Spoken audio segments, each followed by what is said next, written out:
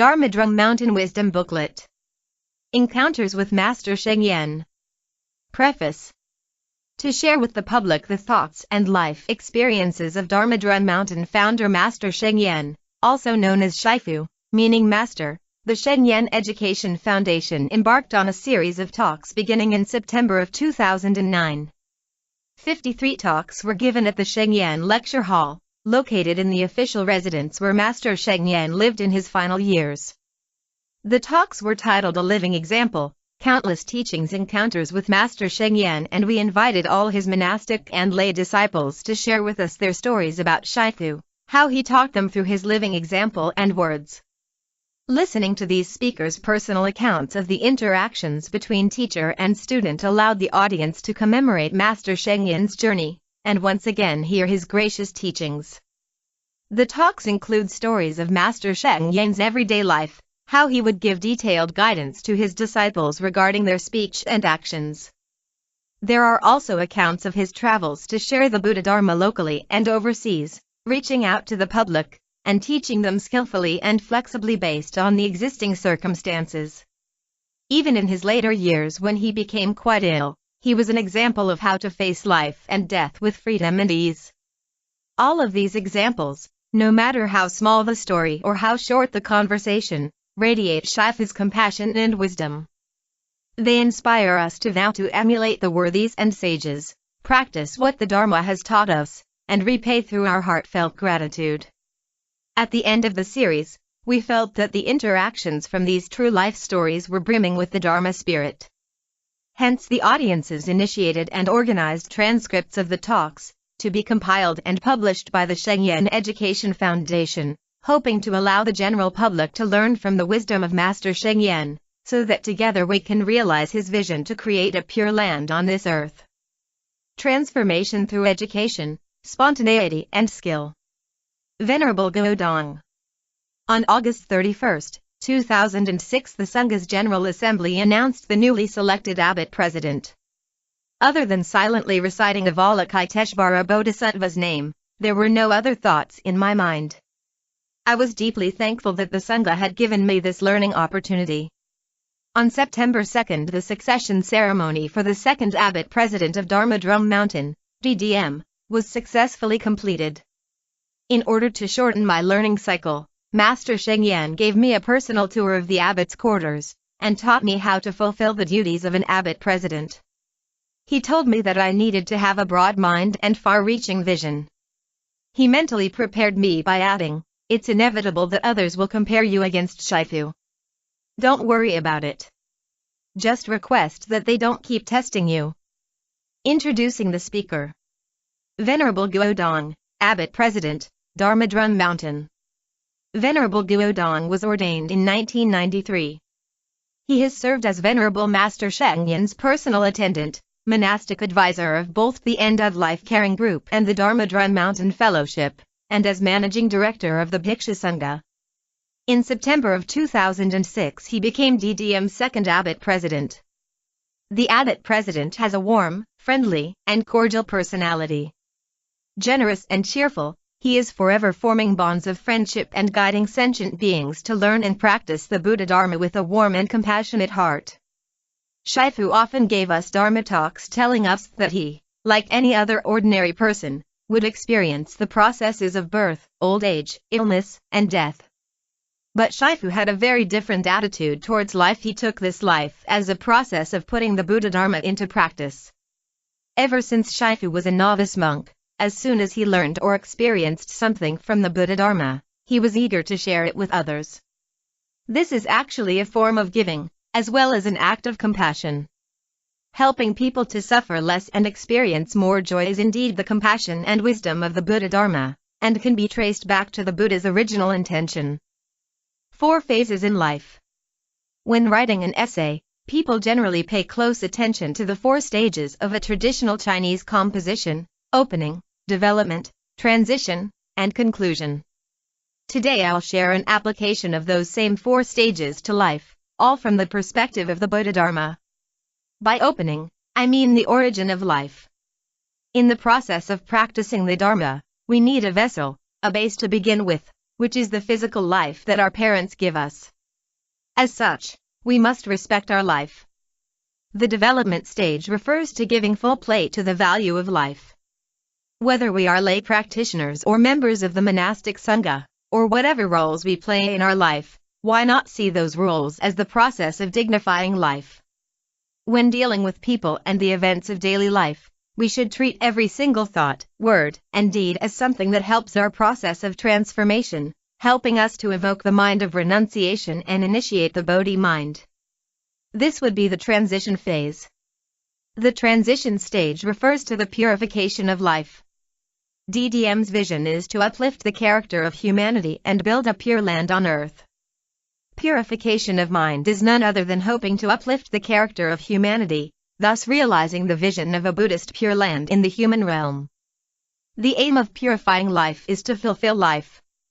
For those who practice the Dharma, opening, development, transition, and conclusion is the process of using our limited physical life to achieve the eternal wisdom of life. My first genuflection, harmony of mind. Before I became a Buddhist, I had come across folk beliefs. Initially, I felt uneasy and hesitated to bow sincerely like other people, even though I'd had nothing against religion. But one day, the word harmony flashed across my mind, and I was able to bow naturally. And that was because through friends, relatives, and media coverage, I observed that many people could better handle prosperity than adversity. They could live in harmony in favorable circumstances, but did not have peace of mind when conflicts occurred. Keeping the surrounding social atmosphere in mind, harmony was the only thought in my mind when I bowed, sincerely wishing peace and harmony for one and all. As I was new to meditation at that time, I often experienced an uncontrolled flow of internal energy during periods of sitting meditation at home. My body wouldn't stop shaking, and my head was swinging as if it was going to fly off. As a result, I had no choice but to stop practicing. The next day, I went with a friend to pay a visit to his master at a temple in the Shuangzi district of Taipei City. His master told me, "You should go and join the 7-day meditation retreat at Nungchan Monastery." Before that visit, I didn't know that Nungchan Monastery existed, and I had never heard of Master Sheng. Towards the end of 1987, I made my first trip to Nungchan Monastery and brought home the book Orthodox Chinese Buddhism. From then on, I would visit Nungchan Monastery every Lunar New Year to buy some books and make a donation to the monastery. I began to increase the frequency of my visits after I quit my job in late March 1991, and also because I wanted to concentrate on harmonizing my mind. A rainstorm helped me become a monk. Before I became a monastic, my last job was in a toilet paper factory, as assistant to the general manager. I took the job as a favor to the father of a classmate, and was in charge of logistics and warehouse management. It was initially a 1-week assignment, but after a week or two my classmate's father asked me if I could help out long-term. I ended up working there for about 4 years. That was a wholesome seed that was previously planted, and that company has now been sponsoring the toilet rolls used by DDM for more than 10 years. Due to a setback that occurred on the job, I was filled with shame and regret. It was hard to get over that incident. I was also filled with many doubts about life, and felt the need to deal with them properly and harmonize my mind. So I left the job. Following my resignation, I just happened to receive information on the Chan meditation class and other activities of DDM's Keelung office. I don't normally join activities at organizations I'm unfamiliar with. But because I was thinking about harmonizing my mind, I registered for the pilgrimage activity, which was to be held at the Dharma Dry Mountain Center. Due to a heavy downpour on the evening of the activity, however, it was cancelled. At that point, there was only a Guanyin Hall on top of the mountain, positioned where the current wish-fulfilling Guanyin Hall is.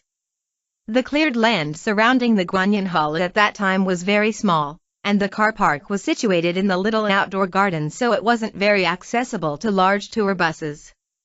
When we were about to leave the center, my car was blocked by a tour bus whose axle had fallen off. I had no choice but to spend the night on the mountain at the center. That evening, 2 monks accompanied me and asked about my personal life, including things like my age, my job, and marital status. I told them that I just left the career scene and wanted to spend some time taking care of my inner life. They asked if I had any plan to become a monk. Not giving it much thought, I replied with a question: if I were to become a monk, what are some of the things I would need to prepare and be aware of? That was the first time the thought of becoming a monk had crossed my mind. Devoting ourselves to benefiting others. The normal process of learning meditation at DDM begins with attending meditation class, followed by participation in other Chan practice activities. I, however, experienced the reverse, beginning with a 3-day Chan retreat. One may wonder why I'd still need to go for meditation training after the 3-day retreat. The reason was that due to the lack of basic Chan practice, it was an extremely painful 3-day experience for me. My legs were extremely painful for all 3 days, right from day 1. During the last 5 minutes of the last sitting meditation session of the retreat, I remember glancing at my watch 3 times, wondering how 5 minutes could possibly take so long. Immediately after the retreat, I decided to enroll in a meditation class and learn the basics of meditation from the beginning. Even though I suffered during the 3-day Chan retreat, the rewards were abundant. The experience also led me to think about seeking refuge. I had been rejecting advice to seek refuge by claiming that being good-hearted was good enough. But after the retreat, I felt that if I still didn't take refuge, I'd be like a stranger at Nungchan Monastery. In July that same year, I finally took refuge in the 3 jewels at Nungchan Monastery and began to participate in volunteer activities there, followed by registering for the 7-day Chan retreat at the end of the year.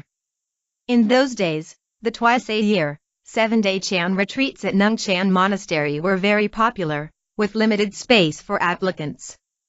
Someone even told me that being a first-time applicant, I wouldn't be accepted. I responded that, there's a first time for everything. And sure enough, I was lucky enough to be accepted. During an interview session at the retreat, I asked Master Sheng, how do I achieve 3-point support during sitting meditation? I'd asked because I had difficulty keeping my knees in contact with the floor because I'm rather large. Master Sheng only gave me a short reply: it's difficult.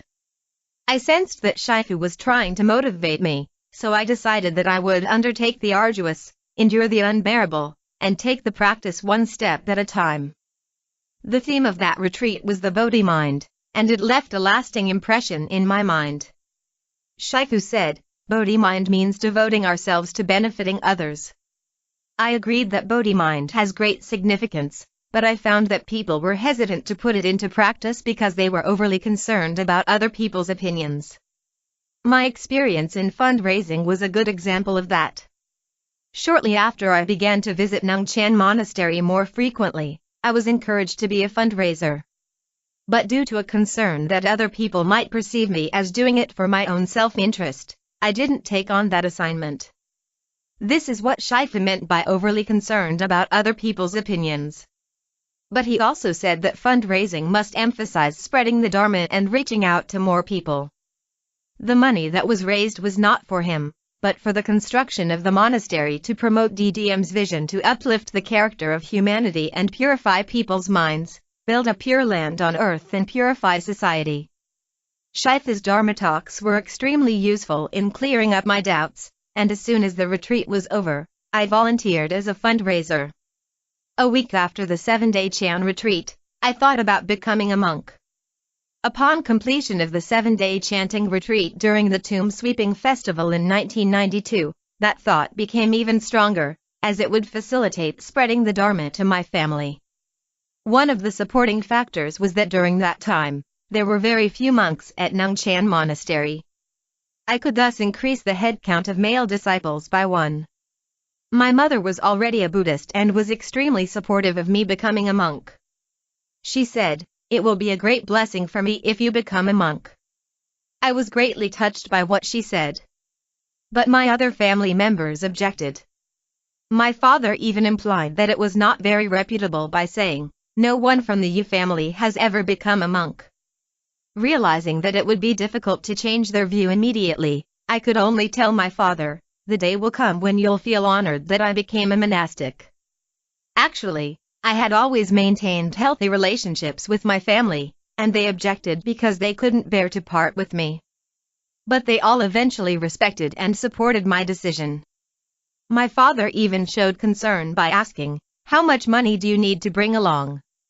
My reply was, "Shaifu told us not to bring any money, and that we should settle all financial matters before joining the monastic sangha. If such matters are not settled, they may be a distraction in spiritual cultivation and spreading the Dharma to benefit sentient beings, and may also undermine motivation due to the availability of a backup plan." Becoming a monk requires great determination. Before becoming a monk, I had my doubts. I thought, is my idea to leave home and become a monk a case of right mindfulness, or just a delusion? To clear up my doubts, I reread the section entitled The Significance and Objectives of Becoming a Monk from Master Sheng Yen's book The Essentials of Buddhist Sila and Vinaya. In that section, Shaifu noted that while renunciation helps us to transcend samsara, renunciation alone is not enough to become a Buddha. To achieve Buddhahood, one must generate the Bodhi mind to help all sentient beings, and that is the true meaning and purpose of becoming a monk. That further reinforced my determination to become a monk. I strongly identified with DDM's vision, spirit, direction, and approach, and was deeply touched by the way Shaifu promoted the Buddha Dharma with such magnanimity and farsightedness. In July of 1992, when Shaifu returned from the United States, I was brought to meet him by a monastic, the Deputy Director-in-Chief. Shaifu told me, "To become a monk, you have to be determined enough to go through hell. Only then can your body and mind abide in heaven or Buddha land. If your attitude is that one becomes a monk to enjoy life, your body and mind will definitely feel like they're in hell." He went on to say, "You're already a good bit older than the other novice monks, so you should forget about going to the Buddhist College or Institute of Buddhist Studies. There's enough for you to learn by staying in the monastic sangha." Shaifu was preparing me, hoping that I would be amenable to on-the-job learning in the sangha. My success in joining the sangha was due to very rare causes and conditions. You see, I was 38 years old when I joined, but a year later the entry age was set at 35 years or less. So if I would have come 1 year later, I wouldn't have been able to become a monk. After being a postulant for 1 year, I was ordained at Nungchan Monastery on September 15, 1993. A month before that, as Shaifu's attendant, I drove him to a meeting near the Chungwat Institute of Buddhist Culture. Even though Shaifu clearly instructed me to use Wen Quan Road and park the car beside level 2, I took the initiative to take a shortcut that involved driving the wrong way, against traffic, for a short distance. When Shaifu discovered what I was doing, he asked me, "Guodong, didn't I tell you to take Wen Quan Road?" Just when I was about to explain, Shaifu snapped at me, saying, "I don't want to hear it."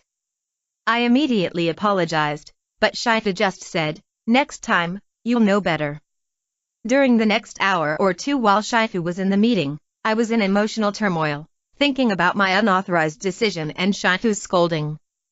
I decided that no matter what situation I encountered in the future, I should ask for advice when necessary instead of keeping it to myself. After the meeting was over and we went back to the institute, Shaifu probably saw that I was still troubled by that incident. With great compassion, he said, "Guodong, let's go back." His tone was very gentle. While I was still repenting my mistake, Shaifu immediately came to comfort me. What I learned from that good experience was that, when in doubt, seek advice or communicate at once. Better still, let go of the hindrance, and don't get caught up in dead ends or create unnecessary vexations for yourself. While I was a monastic postulant, working in the engineering team and handling the communications for maintenance and installation of utilities and engineering projects, during one of his breakfast Dharma talks Shaifu told us that, working in a group, one should always voice their thoughts and opinions. But after that, whether your views are adopted or not, just let them go and move on without worries or obstructions in the mind. Letting go isn't the same as giving up, thinking that it's no longer your business anymore and ignoring subsequent action and follow-up. Letting go means releasing your attachments. But the next time you have a good idea, you should still come out with it. Don't be discouraged because your views weren't accepted. Before becoming a monk, I had a strong personality and would argue with others if we couldn't communicate smoothly. But after becoming a monk, my temperament gradually improved and became softer. When I had just become a monk, Shifu also hoped that I would lose weight to improve my health.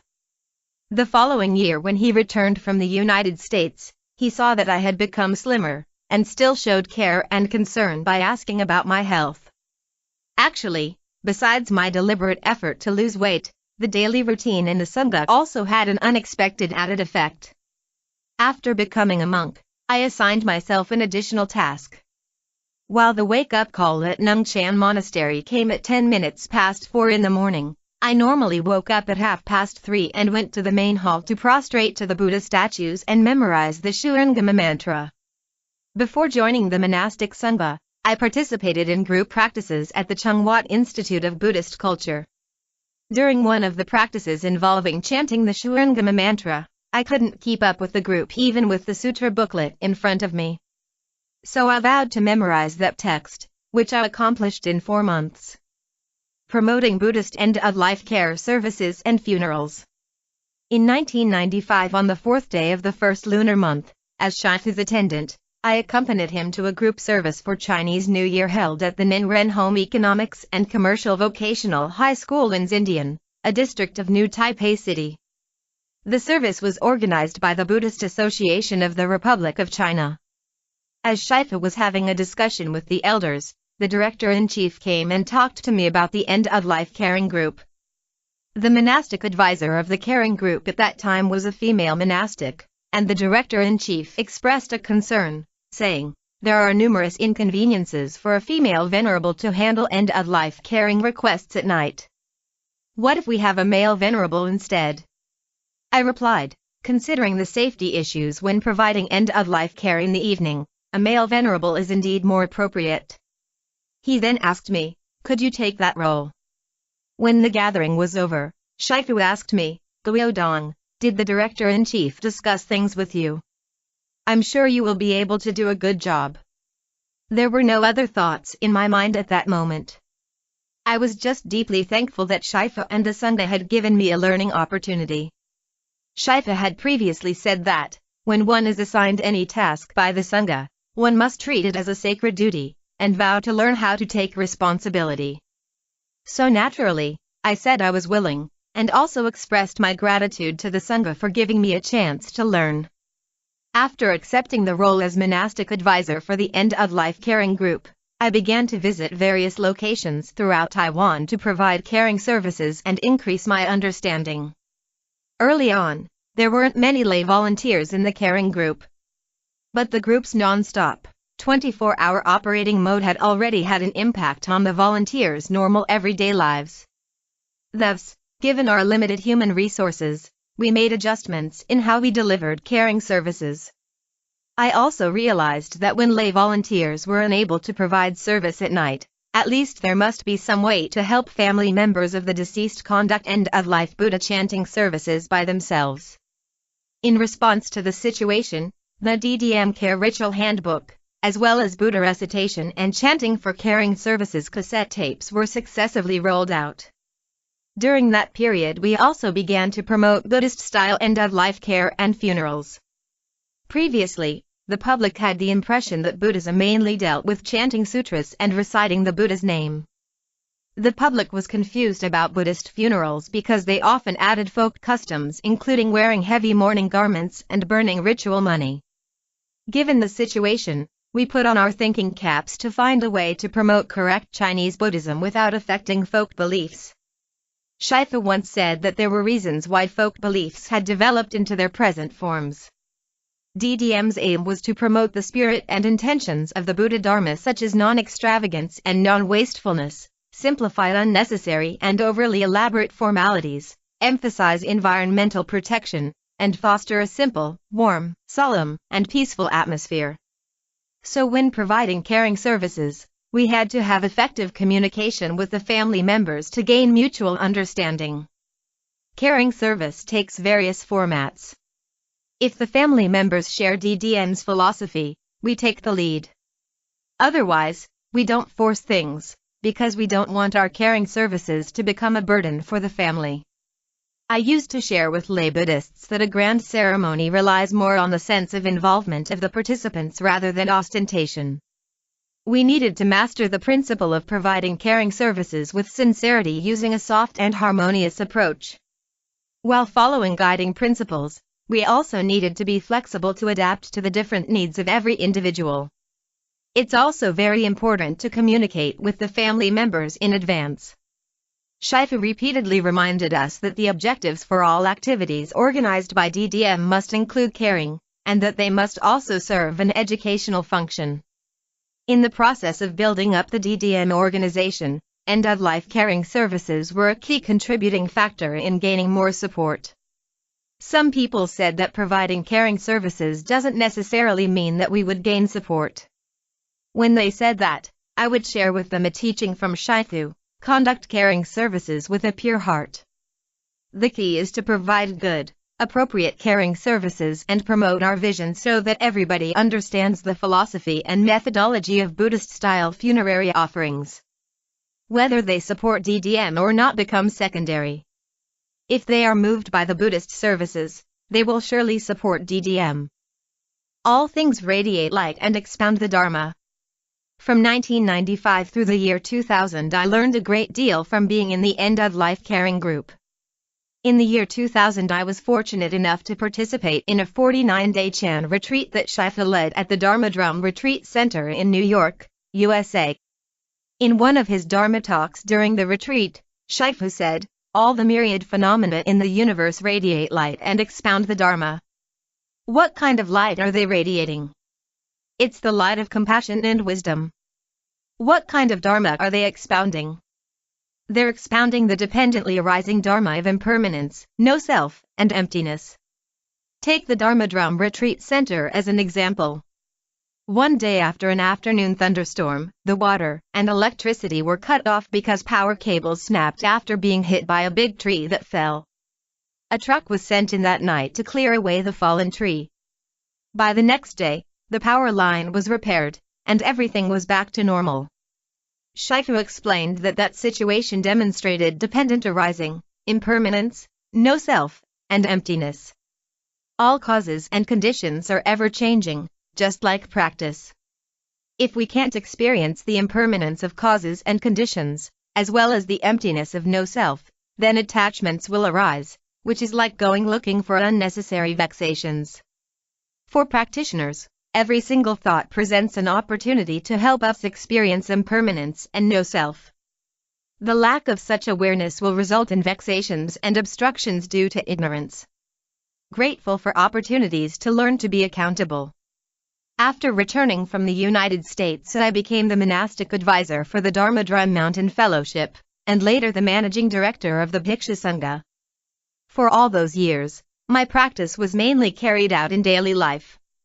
During my interactions with lay volunteers, I stayed mindful of my actions, speech, and thoughts to adjust, repent and eliminate my bad habits.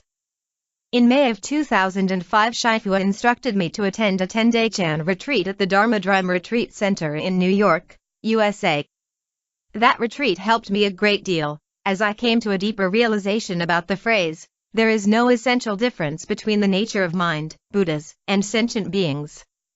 While sentient beings often generate vexations due to ignorance, they still possess the pure Buddha nature. At any moment when their minds are pure, there is no difference between them and the complete wisdom of their Buddha nature. I also realized that when somebody is worried, trapped by vexations, we should reflect on whether we ourselves can learn to accommodate them instead of complaining, criticizing, or being unsympathetic. My thinking is that if somebody is already vexed, we should at least learn to be considerate, even if we can't offer help. Whenever a benevolent thought arises spontaneously, wish them well. Shifu once said that no matter how many evil acts someone has committed, we must still harbor good thoughts about them, wish them well, and hope that they will turn over a new leaf and do more good deeds. On August 31, 2006, as instructed by Master Sheng, the monastic Sangha's General Assembly passed procedural rules for selecting DDM's abbot president. Shifu told all the monastics that, no one should think it's best if it's not me. And don't think it should be me.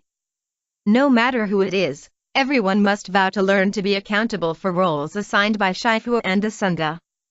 Shifu then announced the nominee for the next abbot president in the Sangha General Assembly.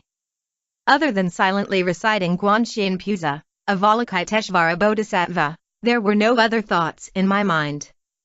I was deeply thankful that the Sangha had given me this opportunity to learn to be accountable and serve. On September 2nd, the succession ceremony for the second abbot president of Dharma Mountain was successfully completed. Shifu was very kind to let me move into the abbot's quarters that very day, while he himself temporarily moved into the guest quarters. Even for the sitting arrangements in the dining hall, the newly appointed abbot president took the host's seat while Shifu joined the rest of the Sangha.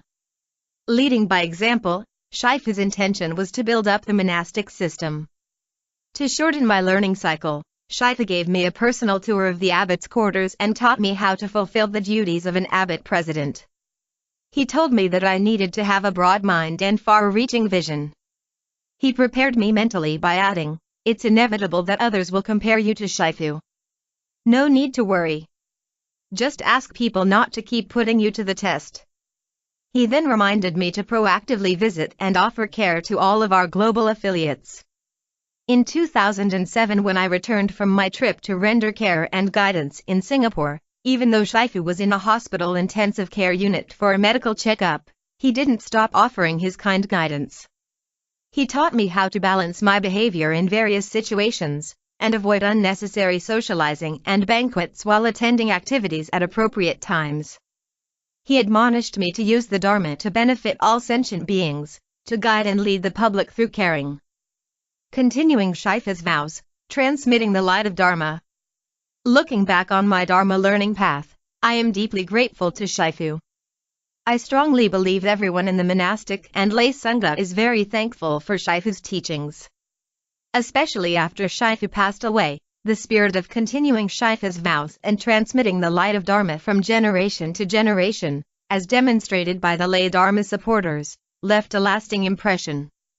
Before his demise, Shifu had explained that the DDN organization is guided by its vision. At the same time, as long as DDM's monastic and lay Sangha can uphold the organization's vision, spirit, direction, and approach, integrating internal and external resources and staying updated on social changes, DDM will survive and make developmental breakthroughs. This is what we should all devote our efforts to, everyone working together. Of course, as the organization makes progress, it always needs to strike a balance between stable growth and innovative breakthroughs, requiring numerous discussions between multiple parties before reaching a consensus.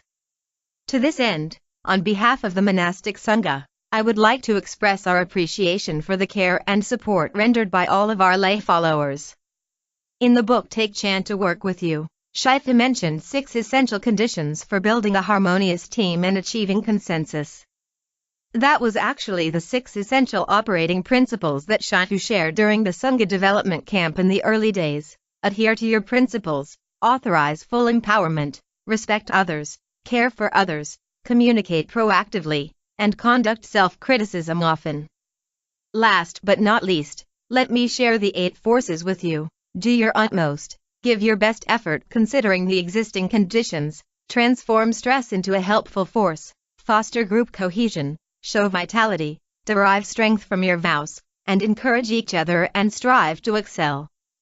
Talk delivered on March 10, 2010. At the Sheng Education Foundation. Learning from Avalokiteshvara Bodhisattva. Venerable Guruhui. Master Sheng used to say that when I don't smile, I look serious and unapproachable. He taught me to look into the mirror more often, and emulate the smile and compassion of Avalokiteshvara Bodhisattva. Start with facial expression, then speech, and gradually your attitude will change.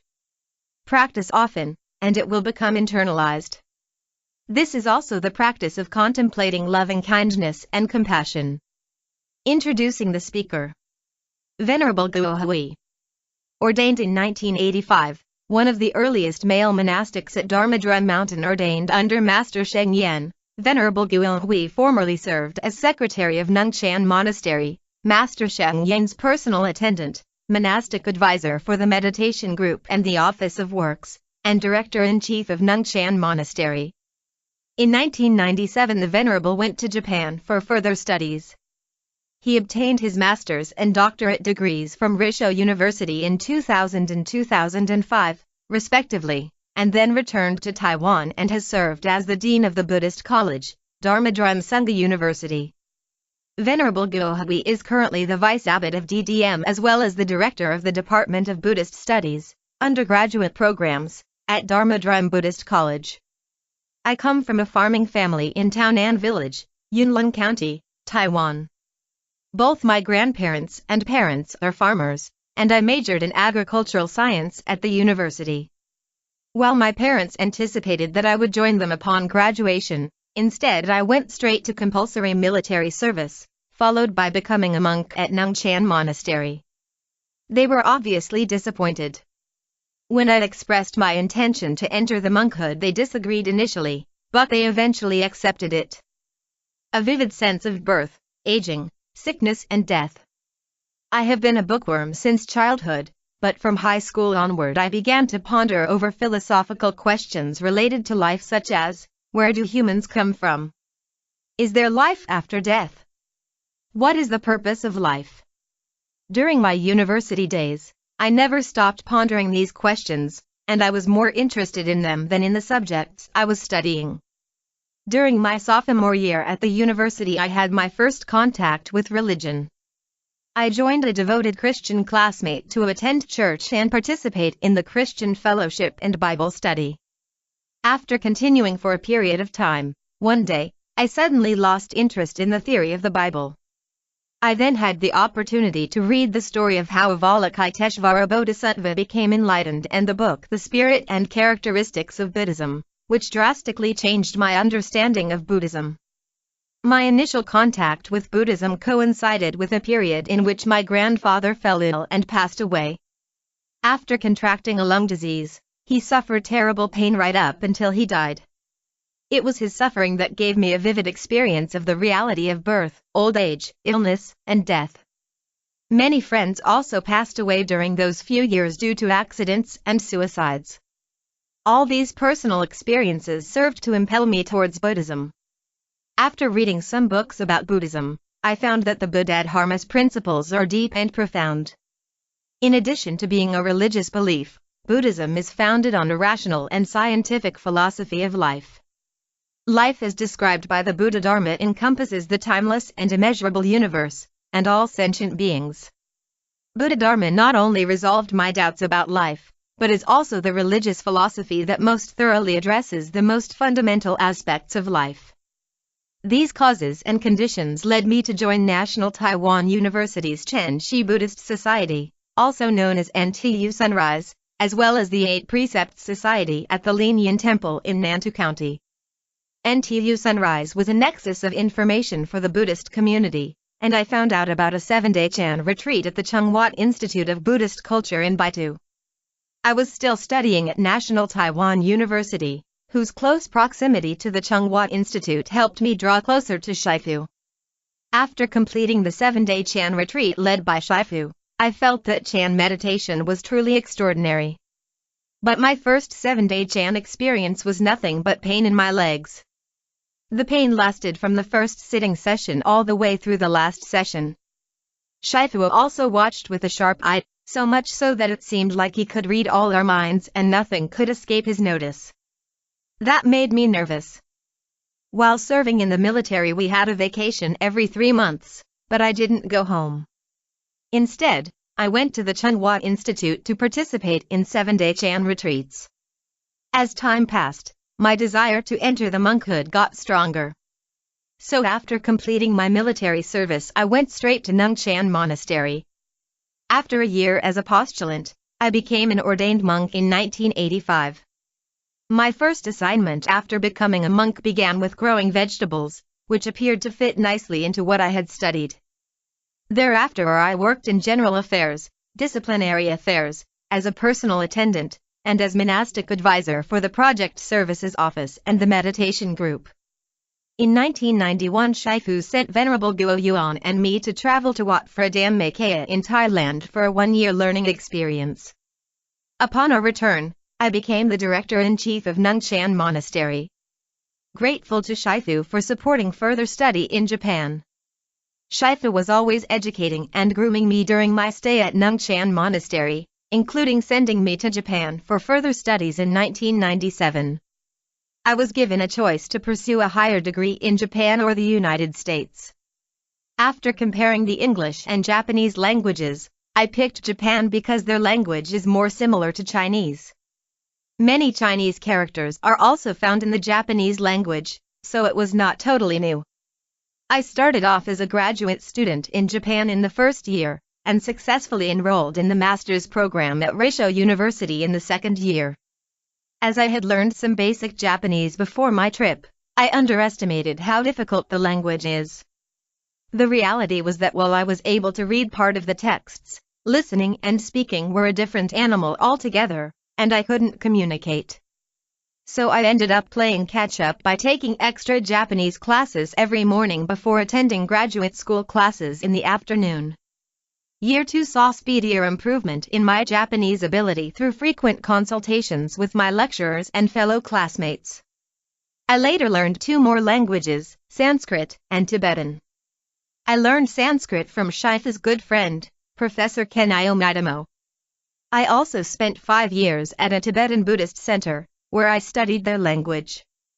Upon obtaining a master's degree from Reisho University in 2000, I planned to return to Taiwan, but Shifu encouraged me to continue my studies.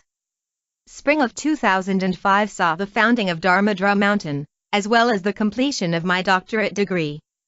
In August that same year, Shifu traveled to the Oigo Works in Japan to inspect and accept the Lotus Bell. I joined Shifu in Tokyo and accompanied him on the trip, after which we returned to Taiwan together. It was obvious that my graduate studies in Japan were made possible by Shifu's efforts. Upon returning to Taiwan, Shifu recommended me for my first job as a teacher in the Department of Applied Foreign Languages at Asia University in the Weifeng district of Taichung City. Thereafter I was also Dean of the Buddhist Seminary of Dharma Drum Sangha University for a year. After Dharma Drum Buddhist College was founded, I spent a year as the director of the preparatory office for the Department of Buddhist Studies. After the merger of the Buddhist Studies Department and the Chung Wat Institute of Buddhist Studies, I became the director of the undergraduate program, where I continue to serve today. In September of 2006, Shifu identified 12 Dharma heirs, including me, and Venerable Guopin, and I became vice abbots, carrying out Shifu's teachings. Following Shifu for so many years, I learned a lot from him. His teachings are readily available in the complete works of Master Sheng, which includes over 100 books.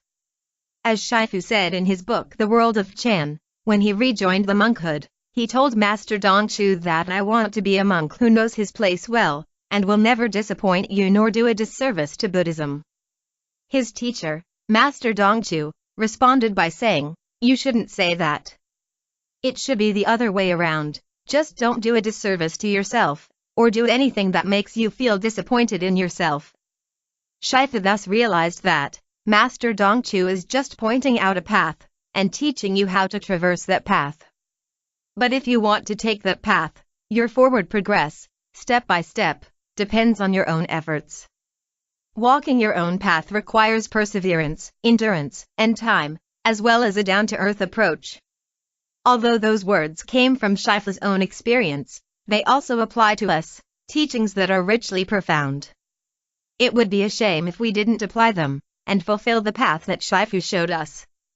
You all have your own families and jobs, so sometimes you may be busy and forget to practice. But spiritual practice is a personal matter, and the people around you can't help. As for me, even though every day is busy, both morning and evening I still attend services and do sitting meditation. Just as Shifu said, if we make cultivation a priority, there will be time for it. We all need to eat and wash up every day because these activities are part of our daily routine, and to be responsible for ourselves is to treat cultivation as part of that daily routine. Cultivation isn't limited to sitting meditation, and there are various forms, but the most important factor is to persevere and maintain a daily practice. In his book The Chan Practice of Silent Illumination, Shifu tells us that first and foremost, all Buddhists must have a sense of gratitude. They should be grateful for their parents, teachers, all sentient beings and their country, and most of all for the three jewels. Without the three jewels, there would be no Buddha Dharma to hear, no Buddha Dharma to practice. The concepts and methods of the Buddha Dharma have been passed down for generations. Today we have the Dharma drum lineage of Chan Buddhism, created by Shifu by integrating the essential and unique features of Chinese Buddhism with the strengths of other major Buddhist traditions. So we should be forever grateful to Shifu. Gratitude is both a necessary concept for all Buddhists, as well as a critical foundation for cultivation. Shifu once said that monastics are the core of any group that spreads the Dharma, so we should be thankful for the three jewels that spread and transmit the Dharma. The Lotus Sutra also states that we should be grateful to anyone who spreads the Dharma, as long as they're transmitting the Dharma as spoken by the Buddha. DDM has carried out many important projects both inside and outside the organization that would have been impossible with only the monastic Sangha, and were only completed with the help of our lay practitioners. The monastic and lay members of Dharma Drum Mountain have promoted learning about, spreading, and upholding the Dharma with a common vision, direction, and objectives, and that's why all of you should be respected and appreciated. Shifu also urged us to generate great compassion. Buddhist practitioners who are unable to do that will see limited success. Before generating great compassion, we must first let go of self-attachment and selfishness. When we do that, we will no longer feel antagonism or hatred, will not harm, doubt or show envy towards any individual or sentient being. Instead, we'll treat others with tolerance, empathy, sympathy, impartiality, and care. This is especially true for Chan practitioners, as a mind of great compassion is a prerequisite for seeing your original face, your true nature. The plaque in DDM's Grand Buddha Hall is inscribed with Chinese characters that say original face, while the theme of DDM's official founding was the rising great compassion. These are all doctrines that Shifu held dear. Compassion can be trained slowly over time. Take me as an example. Shifu used to say that when I wasn't smiling, I looked serious and unapproachable. He taught me to look in the mirror more, and emulate the smile and compassion of Avalokiteshvara Bodhisattva. Start with facial expression, then speech, and gradually the attitude will change. Do that often and it will become internalized. This is also training in contemplating compassion. Let go of forms, generate mind without attachments. Shifu also taught us the right attitude towards Chan meditation. We should let go of all forms and set aside all affairs. That means not being attached to any phenomena. As the Diamond Sutra says, we should generate mind without attachments. That means that although phenomena do exist, we should learn to avoid being attached to them. The more unattached we are, the happier and more cheerful our life will be. Everyday life has many vexations, which are often a result of judgments, distinctions, and evaluations based on our past experiences and general knowledge. As long as we use the discriminating mind, we'll make comparisons such as good versus bad, large versus small, and high versus low. These are all vexations. The nature of all phenomenon is impermanent and unreal. But this is not clear to most people. If we can see at a deeper level or think about processes in reverse, we can treat vexations as opportunities for cultivation and see adverse situations as opportunities for further advancement. That way we'll suffer less, and then go on to transform suffering into wisdom and joy. As I said earlier, the first time I participated in a 7-day Chan retreat I was in pain the whole time. While that pain was obviously a vexation, the fact that I chose to accept it helped me endure till the end of the retreat. It was just as Shifu had said. Face it, accept it, deal with it, and then let it go. Things that can't be resolved immediately can also be handled by just calmly waiting. Since change is the only constant, With the passage of time, causes and conditions will be different, as will the availability of a solution. Shifu also said to be busy but happy, and tired but joyful. Physical tiredness will not be an issue as long as the mind is healthy. Shifu's books have also had a far-reaching impact, especially Orthodox Chinese Buddhism, whose broad influence can be seen not just in Taiwan, but in mainland China, South Asia, and throughout Chinese communities around the world. Many have come to know what correct Buddhist faith is through that book. Without correct views, it's easy to go astray when learning about the Dharma and practicing Chan cultivation. So Shifu's book has great merit, and he encourages us to practice the Buddha Dharma in our daily life. That kind of practice helps us, but also gives the people we interact with a friendly and gentle feeling, always welcome among Buddhists. Gentle, kind, compassionate, unconfined by forms. Some people say that Master Sheng was very strict in teaching his monastic disciples. Actually, Shifu's teaching style was more gentle, kind and compassionate. Although sometimes he was strict, it was all based on his vow to benefit his disciples. Even when Shifu yelled at disciples who made mistakes, he was actually offering wisdom and compassionate guidance. It was much like the ancient masters of the Chan school who would physically strike and shout at disciples, energetic and forceful. These are the teaching methods and skills of Chan masters. Shifu's teaching style, however, also had a lighter side. He could be warm, gentle, and humorous, much like Avalokiteshvara Bodhisattva who has manifested in innumerable forms, and is not limited to a single form. Shifu led us to do many significant things for society, a concrete realization of DDM's vision to uplift the character of humanity and build a pure land on earth. We must continue to promote these meaningful activities in the future.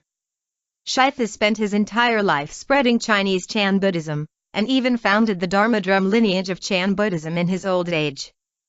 He told us that Dharma Drum Mountain is both a Guanyin, Avalokiteshvara Bodhisattva, temple, as well as a Chan temple.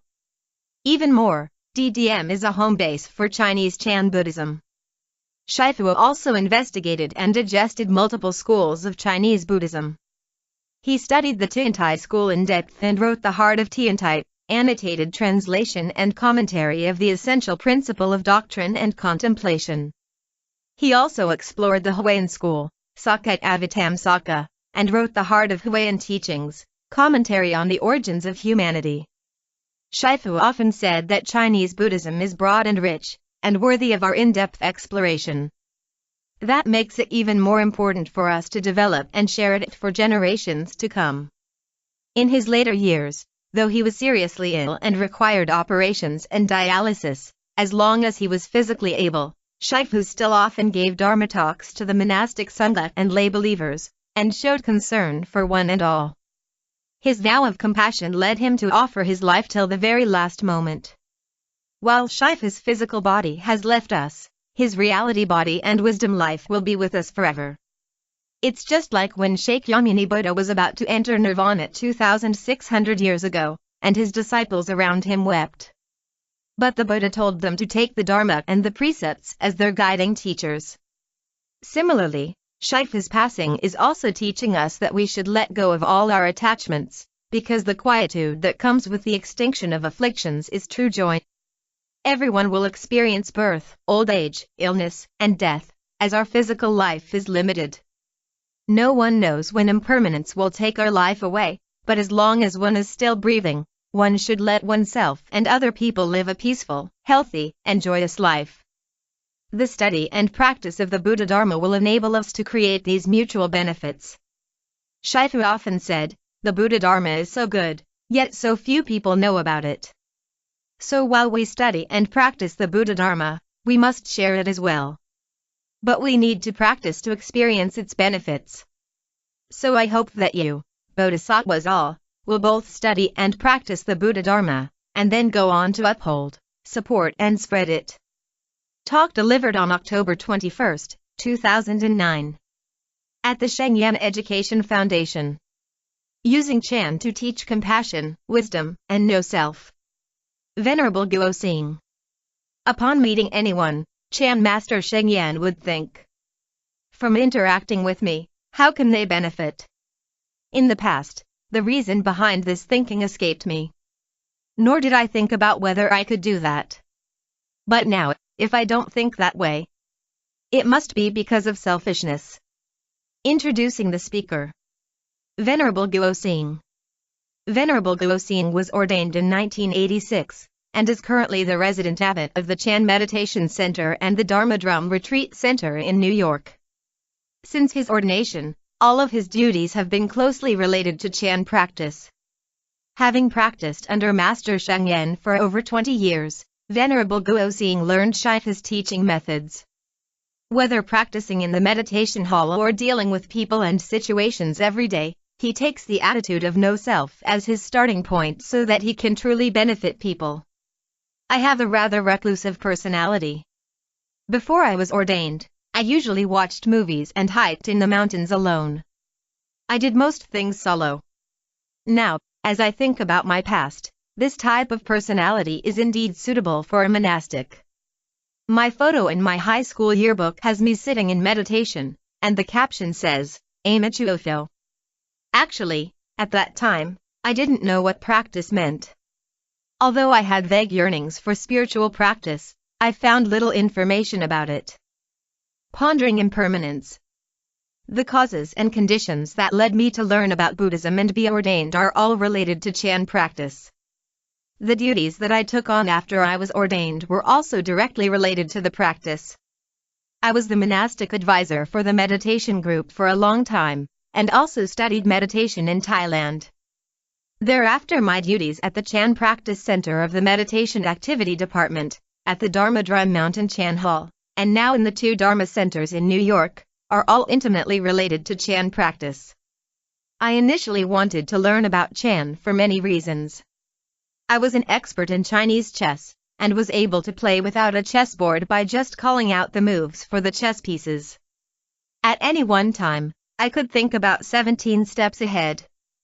Chinese chess players all say that everything has a sticking point, and it never depends on luck.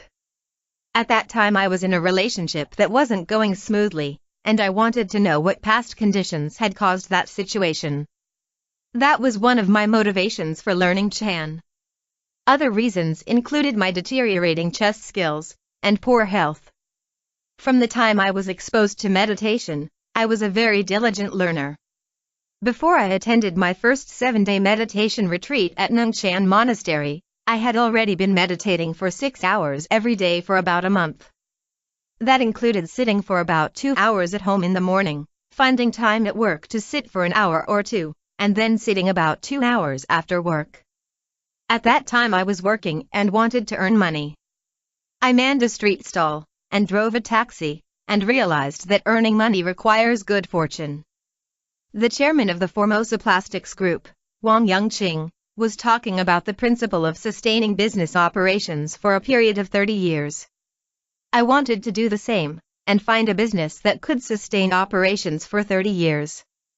For a while I drove a little van, thinking that I would work, and at the same time look for better opportunities. But a young colleague of mine had drowned while swimming, which made me feel that life is impermanent. So I really started to think about things. I was prepared to work hard for 30 years. But if such impermanence struck in the 29th year of hard work, just when I was near success, it wouldn't be worth it. Or if I did work hard for 30 years and succeed, by that time I would already be 60 years old. At that age, if I still wasn't successful despite my hard work, that would make the whole thing even more futile. And even if I was going to be successful to earn recognition and respect from other people, I would have to take on some jobs that I don't enjoy. Is that worth it? Impermanence can strike at any time.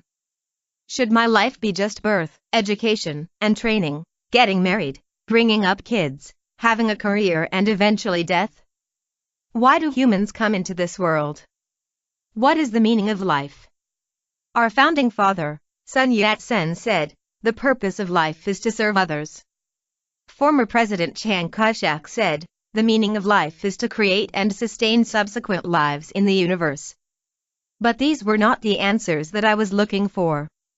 It wasn't until I went to Nungchan Monastery to seek guidance and learn about Buddhism that I discovered that only Buddhism can give me the answers. That's because Buddhist teachings span previous, current, and future lives. Learning about Buddhism confirmed that I wanted to be on the path of practice in this life, and didn't intend to get married. Resolving doubts about becoming a monastic. In the beginning, when I first started learning about Buddhism, the first sutra that I acquired was the Flower Ornament Sutra. But at that time, I didn't understand it. While I also liked the Platform Sutra of the Sixth Patriarch and the Shurangama Sutra, my understanding was limited. I only understood 2 phrases from the Platform Sutra: do not think of good, do not think of evil, and my own understanding is do not favor what is good, do not detest what is evil.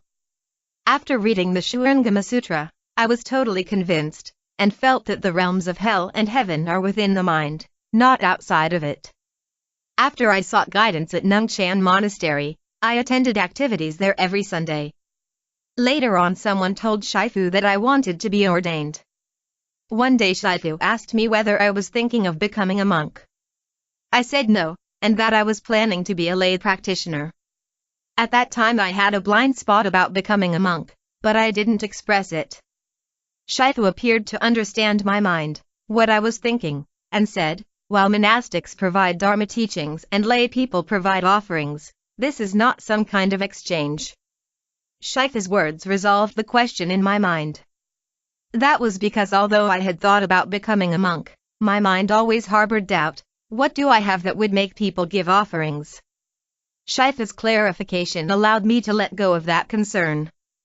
My mother knew that I wanted to become a monk and was worried. She came to Nungchan Monastery and wanted Shifu to advise me not to be ordained. Shifu said, "My advice is useless. It's best that you advise your son yourself. But I'm not the kind of person who can be swayed after I've made a decision." So my mother was very worried, and said that I'm heartless. But I didn't change my ambition. It's probably because I have this kind of personality that I was able to become a monk. I moved into Nungchan Monastery in 1986 and was ordained the following year. Do not favor the good, do not detest the evil. Before I was ordained I had a rather romanticized idea, and assumed that after I became a monk I would be able to do sitting meditation for 6 or 10 hours every day. But I discovered that after handling the tasks that I was responsible for, there wasn't even 2 hours a day left for sitting meditation. When I was just ordained, Nungchan Monastery only had an inner sanctuary, with no outer hall. There was also no kitchen or new meditation hall, and all these areas were part of my duties. When I decided to be ordained I told myself, do not favor what is good, do not detest what is evil. This belief helped me a lot. I was willing to do anything that the monastic community required. I was busy and tired, but I worked with joy. At that time I was responsible for cooking breakfast, managing vehicles, and cleaning in the morning. As Nungchan Monastery was surrounded by a bamboo forest, the ground was covered with bamboo leaves. Now when I think back, these processes nurtured blessings. One time I fell from the 2nd story when I was supervising work, and both my hands were injured. So for some time I needed to be fed 3 meals a day, as I wasn't able to feed myself. I still keep a photo from that time. I looked full of Dharma bliss and wholeheartedly accepted the reality of the situation. I've been very busy since the day I was ordained, but I've been thinking, do not favor what is good, do not detest what is evil the whole time. When I was assigned to the United States, my approach remained the same. The abbot president had asked Shifu whether or not to discuss this assignment with me. Shifu said that wouldn't be necessary, he will go anywhere that he's asked to go. Actually, I still have expectations in mind, but my approach is, do not favor what is good, do not detest what is evil. This attitude dissolves my ego, and I feel that this approach is quite useful. After I was ordained, I encouraged myself to be in the state of mind of a 7-day meditation retreat every second of every day. However, I now understand that the most important aspect of the practice is the wisdom perspective. The initial phase of Chan practice is to count breaths, and bring the attention to the breath and body sensations. These practices are used to calm the mind, but Chan cultivation is about wisdom. Shifu said the present state is emptiness, and when I first heard that I couldn't understand.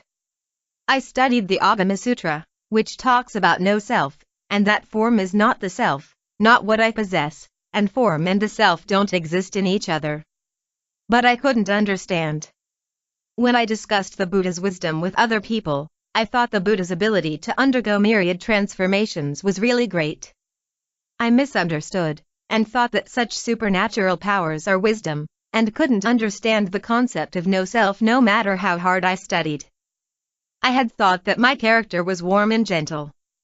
It was only after I joined the monastic sangha that I realized my interactions with other people were less than exemplary. This is the best environment for practice, as I have to adapt my philosophy and attitude to these people, these activities, and the environment. I finally realized that all vexations come from attachment to the self. Throughout this process, Shifu's guidance and teachings enable us to use Chan practices to dissolve the self, the ego. For a disciple like me, Shifu's teachings and guidance were very direct. He once said to me, "Guo Xing, if nobody asks you for advice, don't express your opinion. If someone asks you for advice, don't refrain from giving your suggestions. But after you express your opinion, don't expect it to be adopted." What lies behind that statement? It's no self. Ever since Shifu said that, I've remembered it. I studied and practiced Buddhism with the Master for over 20 years, and feel that the compassion and wisdom that the Buddha Dharma emphasizes are really wonderful. If we have some realization about compassion and wisdom, looking back, we see that we were only able to do that because of Shifu's teachings to his disciples. He could scold someone, but then in the twinkling of an eye, flash a smile. And behind it all was his compassion and wisdom in educating and guiding us based on the circumstances and conditions at that moment. One time Shifu scolded me in front of everyone, and a layperson felt sad for me for several days. I asked them, "Why are you sad?" Only a skillful person gets to enjoy that kind of treatment from Shifu. Actually, saying that my mind remained completely unmoved when Shifu scolded me would be disingenuous. However, I did observe my mind to see whether it wavered or not. Sometimes, it would waver, and it seemed like more blood flowed to my face. But a few seconds later, it didn't matter. My meditation practice allows my mind to remain unmoved. Now my idea is that if I harbor the thought that Shifu scolded Guo Xing, then there's been no realization of emptiness. As long as the mind still thinks about me and you, there's a subject-object duality, and external objects perceived by the mind. To me, these are vexations, although at a very fine level. If you scold me and my mind remains calm, that's an expression of skillfulness. That skill enables you to be happy. But from the perspective of Chan cultivation, this is just the removal of gross vexations. Generosity based on no self. From the perspective of enlightenment, there is no Buddha and there are no sentient beings. As Master Yingjie said, in the dream there are clearly 6 paths for sentient beings.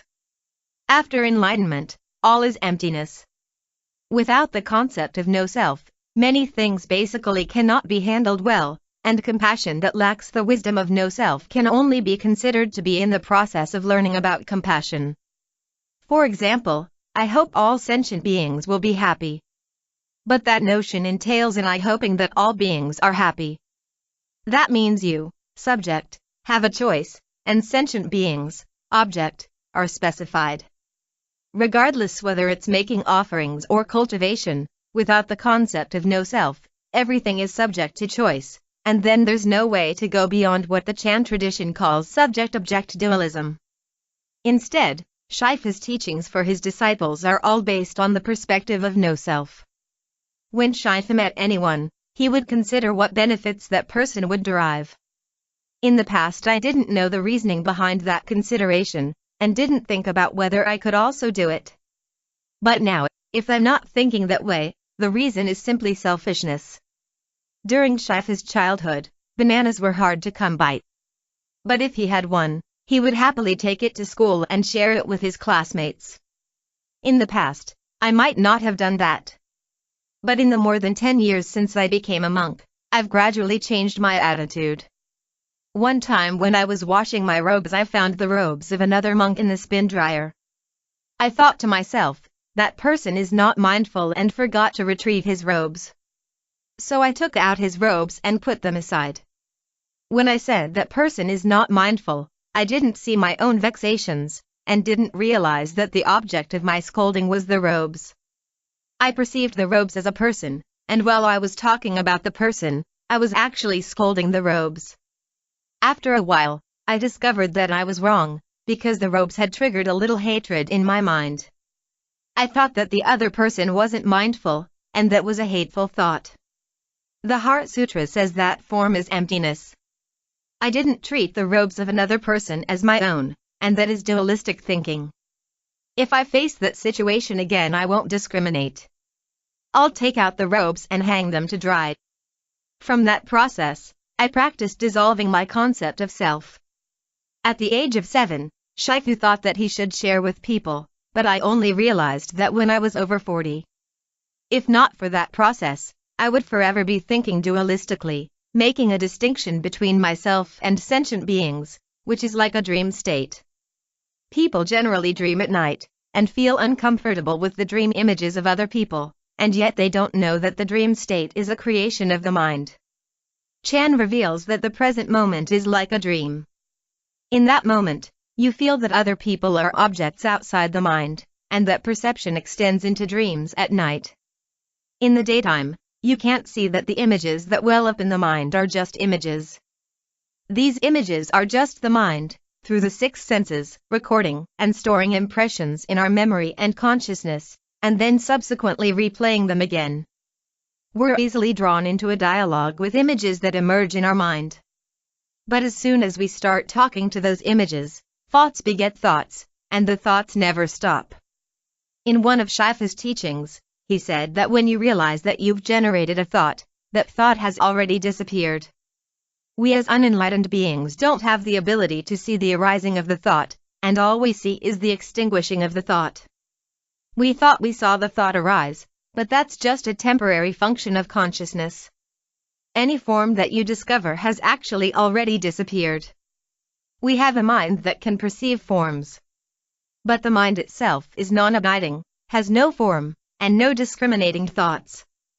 Therefore, Chan teaches that the essence of mind is nirvana, the end of suffering, and its function is prajna, wisdom. If we're clear about that, we'll never again take an image in the memory as an actual, true essence. If we think about someone we detested in the past, but can maintain a peaceful mind, we won't treat the image of that person in our memory as the actual person. Therefore, as I'm facing people and situations, I investigate whether or not I'm tricked by my own mental images. All forms are empty, and the essence of the present state is empty. Actually, it's not just forms. Feelings, conceptions, volition, and consciousness are also empty. The compassion of no self. Coming back to one of my earlier remarks, let's use the perspective of no self to view Shifu. With respect to my earlier example, someone asked him, when you want to scold someone, should it be done behind closed doors? Shifu said, whoever I scold, even if they're not present, when they find out about it, they'll be touched. That means if you think about things from other people's perspective, or you have the attitude of no self, even if you're scolding someone, they'll be touched. Looking at Shifu from that perspective, we can learn his approach to genuinely benefiting others. I once saw an interview during a Chan retreat between Shifu and a participant. Shifu hadn't finished talking, but the participant stood up, wanting to leave. Shifu immediately banged on the table and shouted, "Come back." The participant was startled and hurried back to his seat. Shifu said, "My banging on the table doesn't mean that I'm angry. If I didn't do that, your problem would become even more serious. If your heart is full of compassion, even a scolding can move someone because that act accords with wisdom." Shifu gave a lot of Dharma teachings in his life, all of which involve being considerate of others based on the compassion of no self, but without thinking that I'm considerate of other people. As Shifu said, to benefit others is to benefit self. This concept precludes any idea about people whom I have helped, and will not treat the person who receives help as a true or real object, because that person's image is only a temporary thought in the mind. Thus when we benefit others, at the same time we benefit ourselves. From the worldly perspective, in benefiting others I help the object of my assistance. For the most part, the initial impetus still comes from one's own feelings, and the other person will perceive that. However, if help is given based on the other person's need, but you yourself don't feel that you're helping them, then that harmonizes the mind. First, in the process of helping people, you're cultivating merit. Second, the mind harbors no thoughts that I am helping someone else, which is cultivating wisdom. If you can imagine things from the other person's perspective, you won't feel that it's hard to help them. That's because you're actually helping yourself, liberating yourself from the deluded mind that distinguishes between self and others. Shifu said, make the most of this life by offering your life, so you'll never tire of helping people. If we can't realize that the 5 aggregates are empty, we could make the best use of our lives today, but still have to reconsider whether to do that tomorrow. Why? Because we usually think that my body is me while forgetting that this body is actually a tool for practicing the Bodhisattva path. When Shifu was ill in his later years, he provided the same teaching of no self. A little over a month before Shifu passed away, many followers were chanting the Great Compassion mantra to pray for blessings for him. One of our monastics invited Shifu to join in the Great Compassion mantra chanting to pray for blessings for himself, since due to his merit and virtue, his chanting would be the most effective and meritorious. Shifu then scolded that monastic, saying, I don't ask for personal benefits for all the things that I do. What did Shifu mean? Suppose I pray for myself. Then do I exist? If there is still an I, then suffering will arise from that ego, that I. Now I always practice accepting circumstances with equanimity, and I always apply what's called, broaden your scope of feeling and acceptance. Assuming you're able to broaden that scope, starting from accepting minor pains and gradually moving on to moderate pain, then eventually you'll be able to accept great pain. When a mosquito bites me, I say, please leave quickly after you're full. In the past, I would blow the mosquito away. But now I use the approach that says, sensations are empty, emptiness is sensation. The wisdom of Chinese Buddhism. All along, Shifu was dedicated to popularizing Chinese Chan Buddhism. In the early years, I went to study at the Fa Shen Monastery, Wat Phra Dam Makaya, in Thailand, where I was taught to cultivate concentration, and thus develop superhuman powers. I knew that Chinese Buddhism doesn't emphasize those powers, so I spent my time working on how to. For a month or two, because I didn't take on any important or urgent duties, I was able to concentrate on the practice. My body became soft like cotton bolls, and I felt at ease all day, so much so that when I was walking, turning my head or changing my line of sight required my active consent. In other words, I could control the movements of all the parts of my body. At that time, Shifu told people, did you notice that Venerable Guosin has changed? Secretly, I was working hard, but Shifu had detected that early on. Around that time I also began to give talks during our meditation group about observing the mind, observing greed, hatred, and jealousy. Shifu said, observe the mind? That's not the mind. He wanted me to change my topic and talk about faith in mind, which talks about the enlightened state of Chan Master Shenhui. I spoke on that topic for 2 years at the Anho Branch Monastery in Taipei and at Nung Chan Monastery, but with great difficulty. I read Shifu's book, also entitled Faith in Mind, and talked about it 1 page at a time. While I understood Shifu's book when I was reading it, 5 minutes after I closed the book, I couldn't talk about it in my own words. At that time, I hadn't grasped the concepts of essence and function, and Shifu was pushing me to talk about those topics. Now, I'm grateful for that 2-year experience, because if Shifu hadn't pushed me, I might not have a clear understanding of the framework of Chan Buddhist teachings. With that foundation, I was able to gain insights when rereading the documented teachings of Chan masters. Shifa said it's best for meditators to read the essentials of Chan practice and realization first, and then the Dragon's Pearl, an anthology of Chan masters for deeper teachings. He also said that Chan Master Shen Hui's teachings offer the most complete framework for Chan Buddhism. Chinese Chan Buddhism is very straightforward, pointing directly to the mind, and considers it very important to make the activities of everyday life our practice. To be more precise, life itself is Chan. When a lineage master is talking to or scolding you, they're in a Chan state, brimming with the wisdom of no self. That means there is no I talking to you, no I scolding you. From the lineage masters, I see that there is no object other than my mind, and they have already transcended subject-object duality. But to go beyond that dualism, the average person will have to practice. It's the existence of dualistic thinking that prompts us to practice letting go of dualism, by, on one hand, dissolving the self, and on the other hand, considering the needs of sentient beings.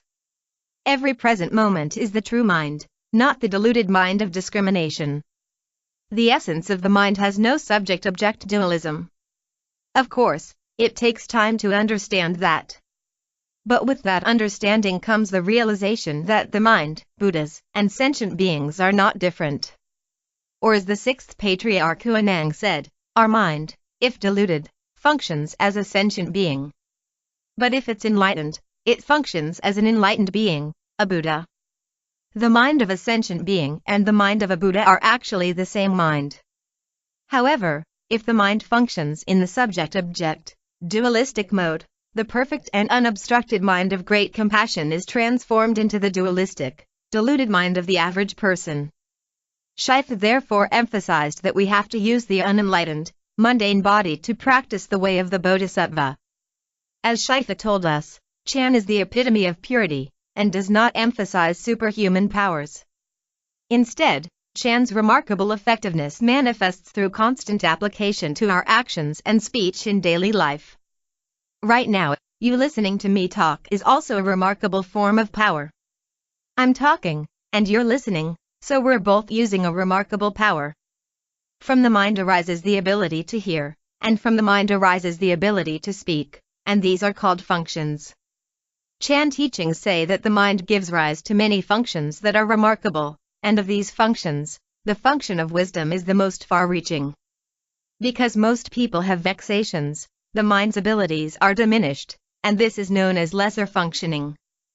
The Chan tradition emphasizes major functions, primarily the function of completely ending suffering.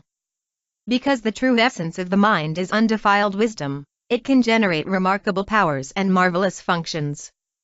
But if we have not returned to this source, then when remarkable powers arrive they will be no match for karmic forces and thus unable to remove vexations. So Shifa didn't allow us to talk about superhuman powers. However, does Chan Buddhism have superhuman powers? Yes, it does, such as mastery over one's own mind no matter what we're doing.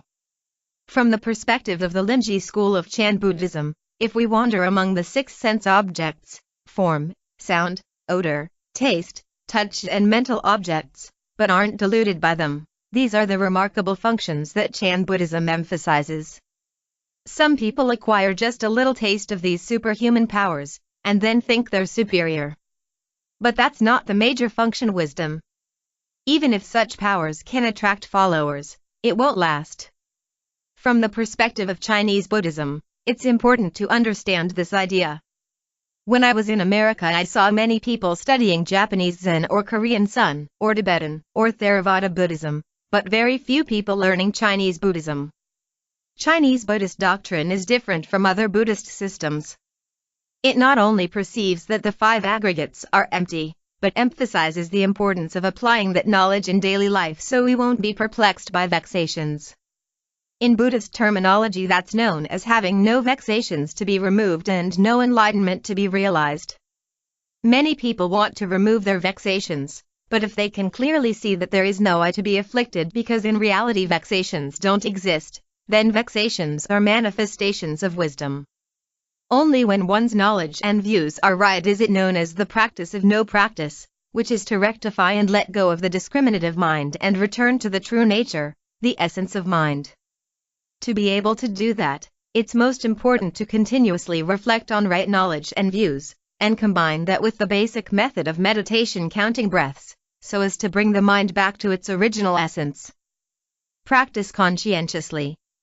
In the Chan school, wisdom denotes the fundamental nature of mind, and also Chan concentration, whose basic nature is an eternal state of concentration.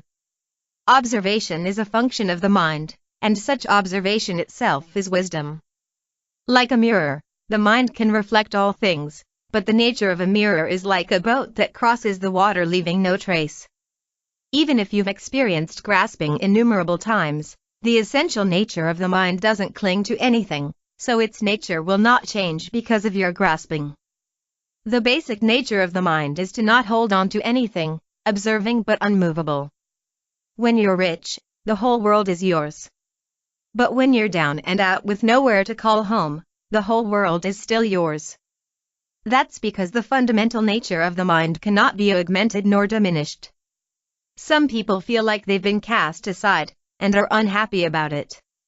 Actually, you feel cast aside because you take some image in your own mind as other people, and some image in your mind as yourself. Clinging to these mental images, from the mundane perspective you'll feel like you're an outcast. Actually, the true nature of the mind is invariable and unmovable, never increased or reduced, and its changes are merely different forms of the mental images in your brain. But the worldly perspective treats this image as I, the self. And trying to reconstruct that image every day is what causes vexations without end. If you can understand the functions that Chan Buddhism is talking about, you will feel that Chinese Buddhism is really a great thing. There's no need for penance or mortification, and always opportunities to practice. But it's important to first establish the right understanding and right view. From this process, gradually, I realized no self and came to understand Chan practice. When you've just started, of course you won't understand Chan practice. But start the practice with a rough idea, and from establishing right knowledge and views, you'll gradually come to understand correctly. It's just like reading the Diamond Sutra. Today it seems like you have understood. But when you're rereading it a few days later, you might have a different realization, and every rereading will give rise to new realizations. You have to be conscientious, and develop a long-term approach. While I had previously thought of using 30 years to practice meditation, I'm now prepared to spend 60 eons. That's because, as Shifu said, it takes 60 eons to succeed in each of the 25 Dharma methods in the Shuangama Sutra. Anyone who hopes to be enlightened during a 7-day meditation retreat is just being greedy, and has really been fooled. Talk delivered on December 6, 2010. At the Sheng Education Foundation. My changed life. Venerable Guochi. Master Sheng did not know that all the monks and nuns had rushed to the abbot's quarters. While he was kneeling in front of Guanyin Bodhisattva, we knelt behind him. After about 5 minutes, Shifu became aware of our presence and admonished us. You are a bunch of foolish disciples. I was beseeching Guanyin Bodhisattva to bless you all, and you still came to interrupt. Shifu used that kind of teaching by example to instruct and guide us. Introducing the speaker. Venerable Guochi. Venerable Guochi became a monk in 1992. Prior to the inauguration of the Dharma Mountain World Center for Buddhist Education, he lived up on the mountain longer than any other monk, and knows the mountain's natural environment, including all the types of trees and plants, like the back of his hand. He reveres nature, and to get closer to Mother Earth, usually strode barefoot all over the mountain. Currently serving as the director of the Young People Development Department, he previously served as the meditation instructor at Ximing Monastery and the Dharma Mountain Chan Hall. In following Shifu for so many years, I really did learn a whole lot. Shifu had said that after learning about Buddhism, life begins again anew. Learning about Buddhism definitely did change me, but it was really my brilliant teacher, Master Sheng, who completely turned my life around. A frail and sickly child. To understand my destiny to study Buddhism, I have to start from my childhood. While my physique now looks quite robust, from the time I was young, I was actually frail, sickly, and thin, and unable to gain weight despite having a hearty appetite. I was always tense. During elementary school, I left home at 5 in the morning to avoid being late and was always the first to arrive at school. Every now and then, I even had to wake up the school custodian to open the school gate. I was tense even when packing up my school bag at the end of the day. The tenser I was, the slower I packed, and in the end, I was always the last to leave the school. Due to my nervous nature, I had a duodenal ulcer by the time I was 14 years old. In addition, during those days, kung fu movies were popular among kids. Every kid loved to watch them, and wanted to emulate them. A neighbor was so impressed by the cool kicks of the kung fu actors that he wanted to try them out. Being naive, I let him experiment, and took a kick to my kidney, which became severely swollen. Right after that, I caught pulmonary tuberculosis and my health gradually deteriorated. I was often ill, and if I had the flu, it was hard for me to recover as I would cough for long periods of time. After completing military service, I followed my eldest brother and trained in Qigong and meditation. Whenever I began meditating, my qi, internal energy, would become activated quickly, but then it would stagnate. Wherever the qi traveled, it hurt. I realized there was a problem, and seriously considered looking for a teacher. It happened that my colleague saw a television news magazine program that introduced meditation training at Nungchan Monastery, and invited me to join him and try it out. However, on the appointed day he had to work overtime, so I went alone. Meditation can make people younger. My first impression of Nungchan Monastery was, instead of being richly ornamented like other temples, it was made up of a bunch of corrugated shacks. On that particular Sunday, there was a sutra lecture, and it felt solemn as everyone was quiet. Still being an introvert, I did not sign up for meditation class, but waited until my colleague was available so that we could both sign up. That was in September of 1988. In that meditation class, the assistant trainer was a layperson. She was a skillful meditator, and could meditate continuously for 1.5 hours. Besides that, she looked younger than her age. So I thought to myself, meditation is great. There was a strict class requirement that every student had to meditate for 2 hours daily, an hour each in the morning and evening. If anyone was unable to meet the requirement, they would rather have you drop the class instead of taking up space. I was diligent. I meditated 1.5 hours during each morning and evening session, 3 hours daily. Right then, learning about Buddhism did not cross my mind. I just wanted to learn to meditate, especially since it could make you younger. Fantastic. Meanwhile, the Taiwan economy was taking off, and I started a factory. After the meditation class was over, due to frequent overtime, I had little time for group meditation sittings. It wasn't until 1989 that I was able to frequent Nungchan Monastery again. During that year Dharma Drum Mountain was founded and started its first year of fundraising. Both the meditation group and Buddha name chanting group wanted to get members involved in fundraising activities, and I signed up and became a fundraiser. But because I was an introvert and loath to talk, I recruited a more outgoing colleague to be a Dharma supporter, and he went to collect funds from donors. So as a fundraiser, I got pretty good results. At the start of 1990 I became the deputy supervisor of the meditation group activity team. Back then, the meditation group would have more than 100 people show up for group practice. But few volunteered, unlike the Buddha name chanting group, whose members loved to volunteer. As part of my duties, I was tasked to set up the venue. On one occasion I couldn't find a single volunteer, so I had to set up over 100 cushions, mats, and towels all by myself. And when the group practice was over, I swept and mopped the floor alone. The monastic advisor for that day asked me, "Why are you doing these things all by yourself?" You will think about resigning if you keep this up. Actually, at that time, I had already thought about becoming a monastic. A career that's not about making money. From Chan practice, I experienced just how wonderful spiritual practice is, and that inspired me to think about becoming a monk. In 1990 I first went for a 3-day Chan retreat, and the second retreat was a 7-day Chan retreat hosted by Shifu. Back then Shifu didn't have specialized Huetu or silent illumination retreats, and used the breath counting technique for the first 3 days. On the 4th day, the Huetu method was explained. Each day, from dawn to dusk, Shifu accompanied us. If anyone had any budding thoughts or a wandering mind, Shifu would immediately scold us and remind us to focus on proper technique. Prior to the 7-day Chan retreat, I was already in the habit of daily meditation, so I thought I was doing pretty well. At the retreat, the practitioner beside me kept fidgeting as though sitting on a pincushion, and a thought came to me that I could demonstrate for him. Immediately, I heard Shifu's voice, "Don't think that by sitting still, you are on the path of spiritual practice. That's arrogance."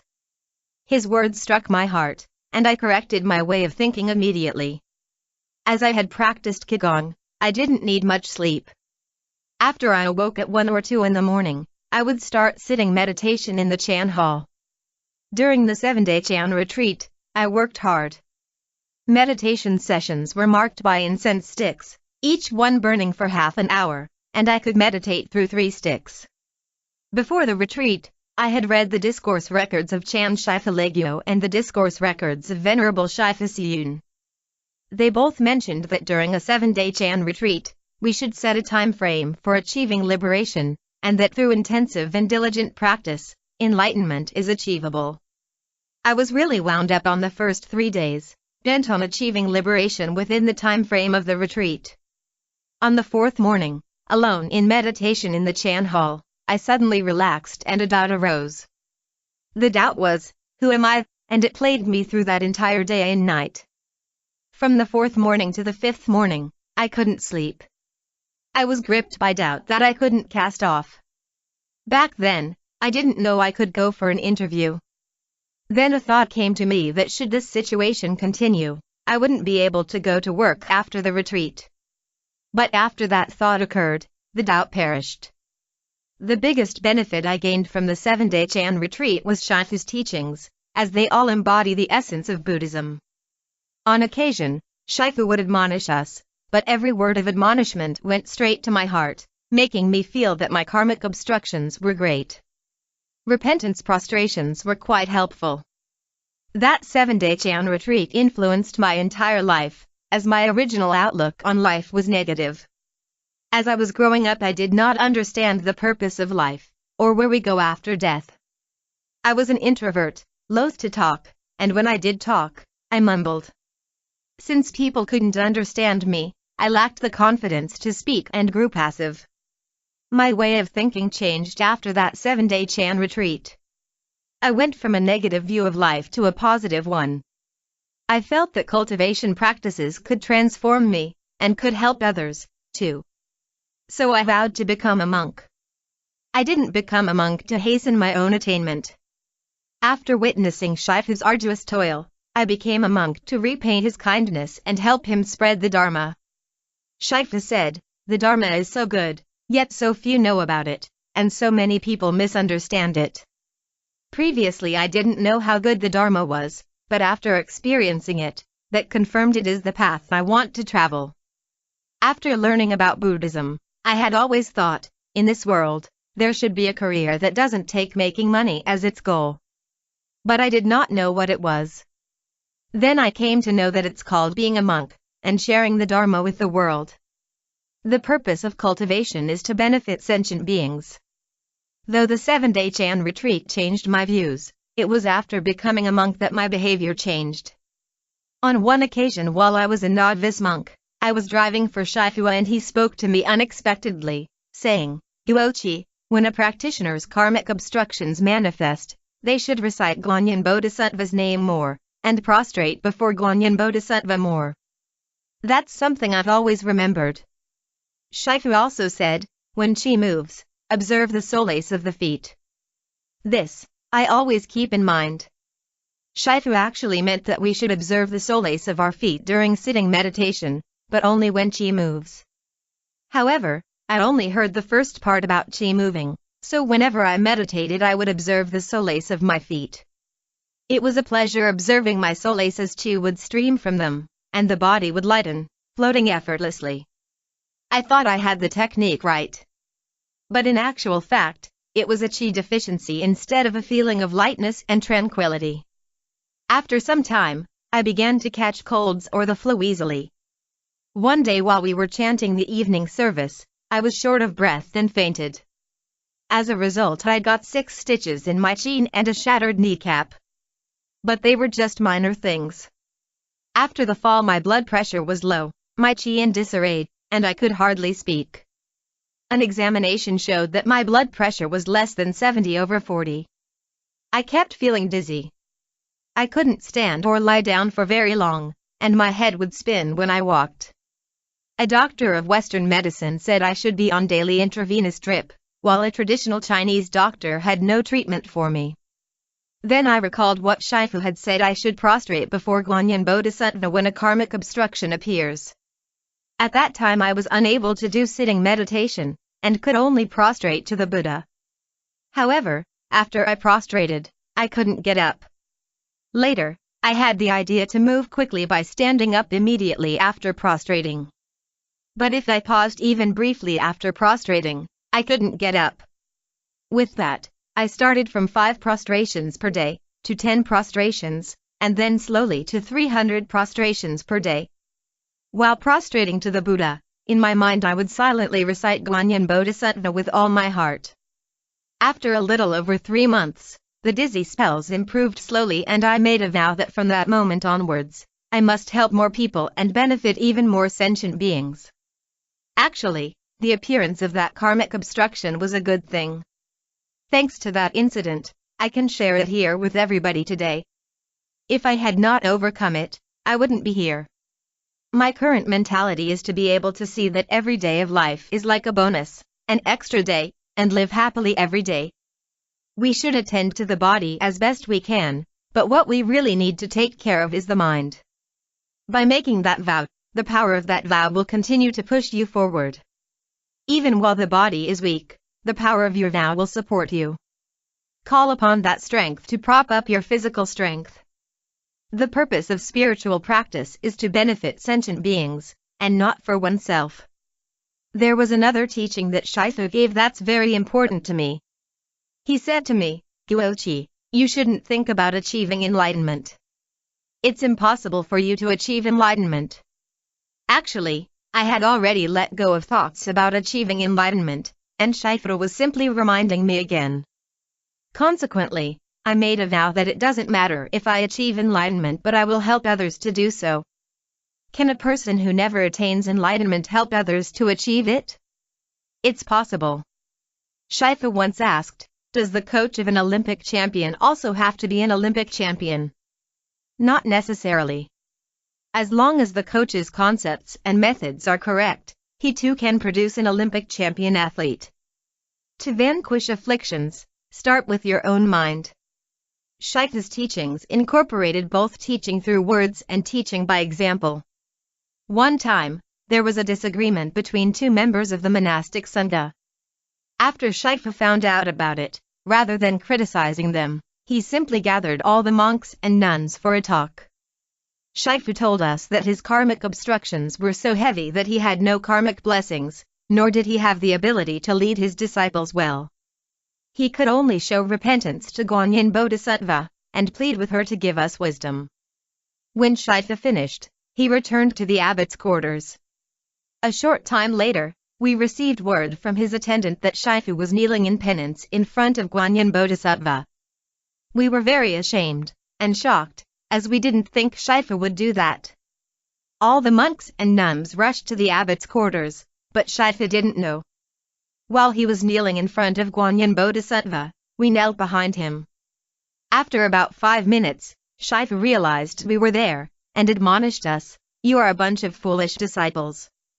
I was beseeching Guanyin Bodhisattva to bless you all, and you still came to interrupt. Shifu used that kind of teaching by example to instruct and lead us. Shifu would also test his disciples in public. One time, after a 3-day Chan retreat for corporate leaders, some of the participants stayed behind on the mountain.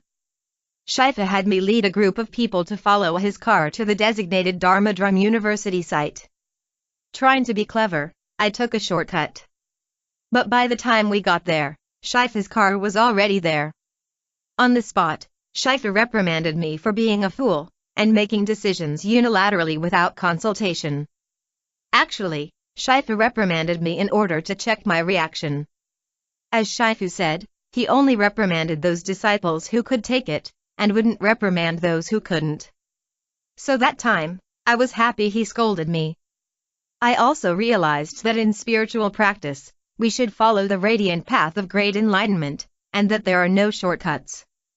I seldom privately asked Shifu about cultivation methods, as he had previously said that my methods are never hidden. Any method Shifu had, he had already taught us. He always took the opportunity during morning Dharma talks he gave to the monastic Sangha at breakfast to tell us, to vanquish afflictions, start with your own mind. If you have afflictions, repent more, and pray to the Buddha more. Don't rely on me when there's a problem. Learn to solve it on your own. Shifu trained his disciples like a beekeeper, wanting us to learn to gather nectar on our own. In fact, early on, Shifu already knew that his health was not good, and that he could pass away at any time. He planned ahead in establishing the monastic Sangha system, and laid the best foundation he could, in every respect. That's why even after Shifu passed away, Dharma Mountain can still operate in an orderly, step-by-step manner. For over a month before he passed, whenever Shifu was on Dharma Mountain he would give a Dharma talk at breakfast, sometimes speaking for more than an hour. We saw that Shifu was in good spirits, and everyone thought his physical condition must be good. However, right after his talk, he had to rest immediately. Even though Shifu had already stepped down from his post as abbot, whenever the monastic Sangha had a need he would continue to contribute, selflessly, never considering his own situation. This is also something I learned from Shifu. Wherever I'm needed, even though I may not feel well physically, I will go forth and share my experience. Diligence in educating disciples. Since becoming a monk, about half of my duties have been on Dharma Mountain, current site of the DDM World Center for Buddhist Education. During the initial phase I oversaw the construction of temporary living quarters, and I would be at the worksite right after breakfast. I didn't pay much attention to time, and only realized it was noon when I saw the workers eating their lunch. At that time I didn't drink much water, so my throat would always feel dry and scratchy. Things were hectic, plus there were frequent meetings, and I neglected my health. As a result, physical problems cropped up. During a study group one evening I suddenly felt dizzy, and fell right out of my chair. After I fainted, I was still clear and conscious. But my eyes rolled back into my head, and the other participants quickly gathered around. While I couldn't move, I could still talk. So I asked one of the participants to press the acupressure point midway between my upper lip and the tip of my nose, and I slowly recovered. After hospitalization, I was diagnosed with a stress-induced duodenal ulcer. After that incident, I told myself to relax completely, and the situation then got progressively better. In addition to supervising work on the mountain, I was also in charge of planting trees. It was 7 years ago that we started to grow the first 2 rows of cinnamon trees that you see upon entering the DDM complex from Provincial Highway No. 2, Yi. We also grew sakaki trees, which were transplanted from the site of Dharma University. The sakaki tree, a member of the Thalassae family, is native to Taiwan.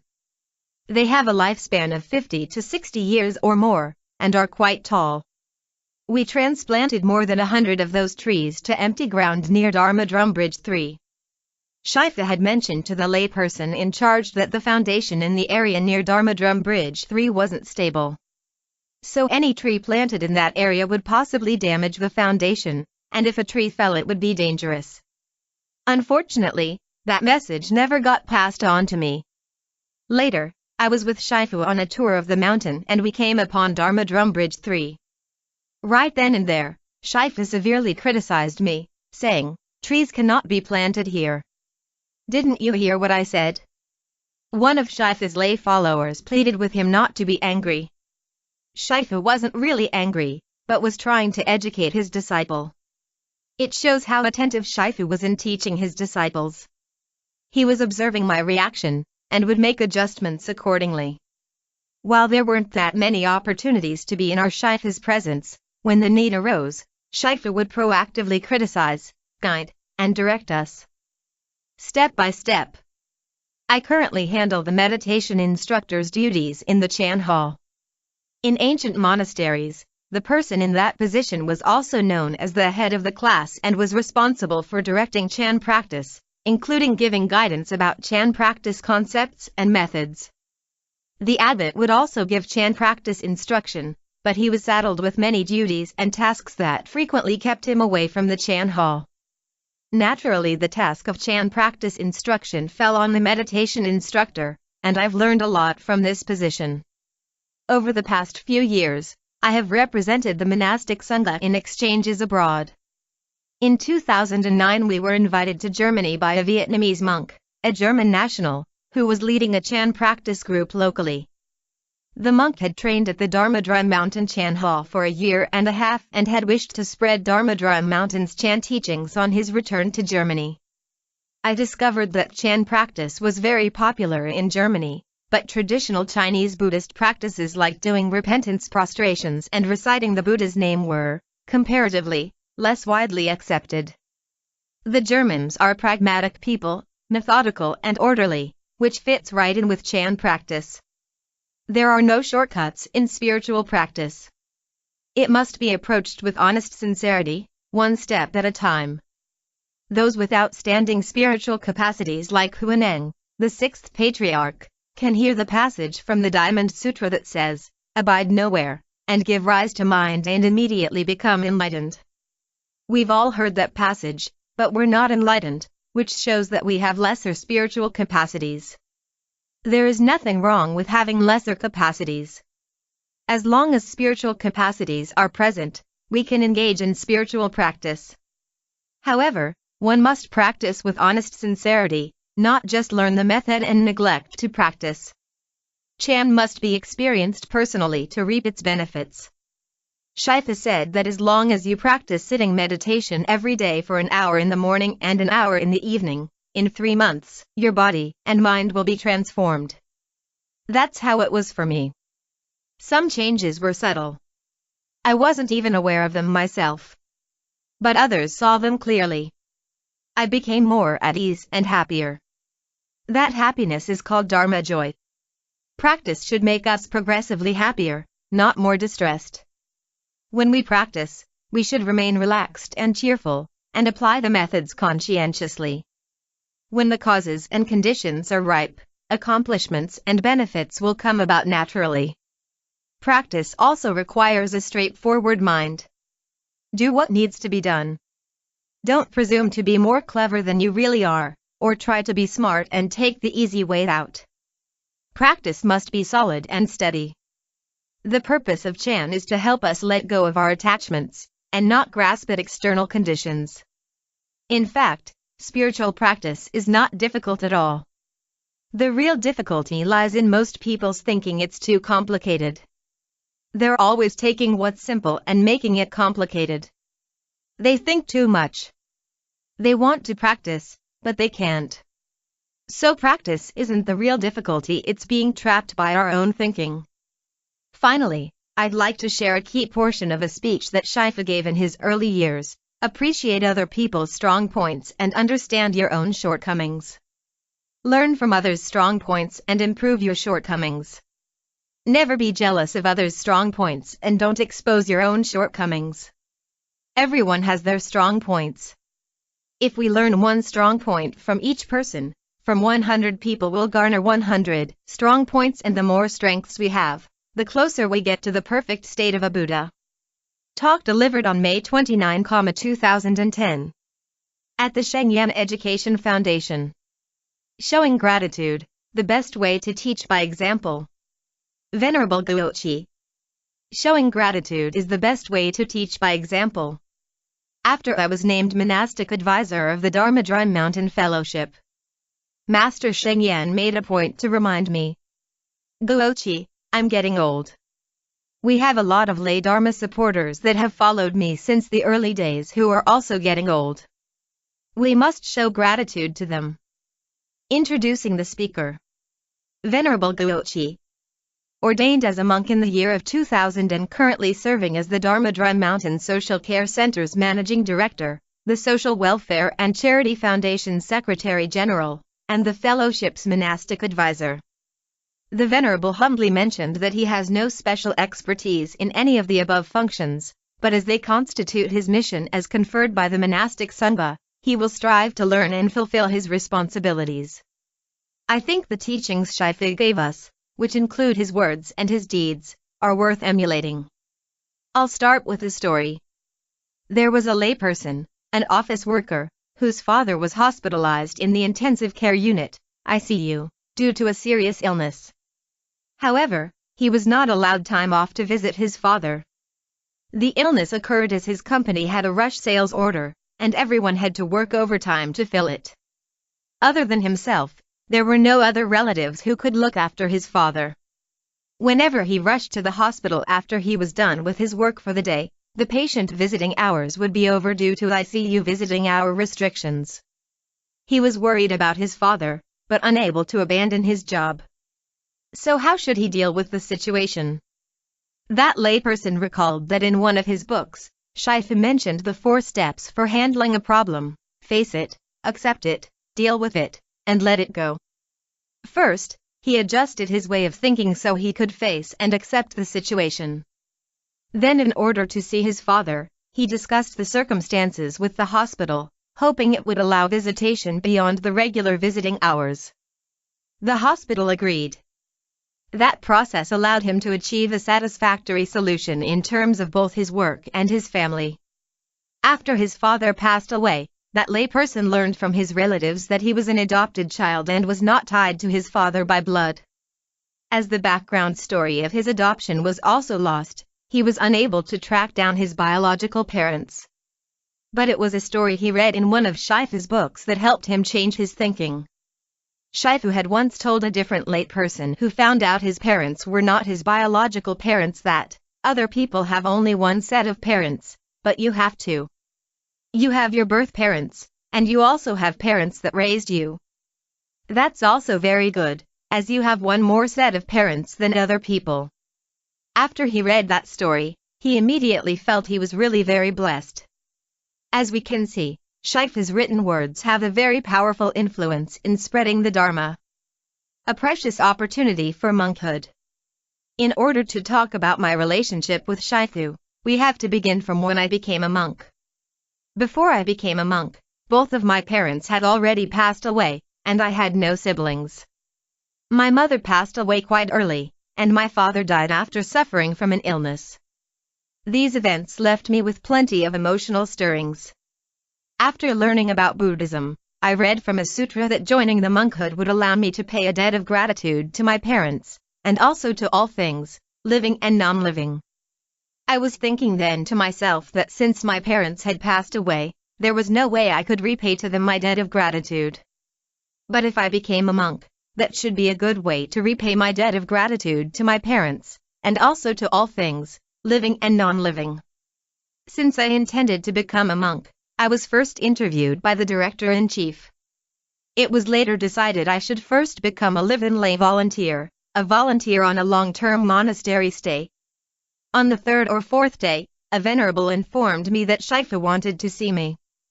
It was only later that I realized that when any layperson vows to join the monkhood, Shifu will invite their family members to the temple and meet them for a talk.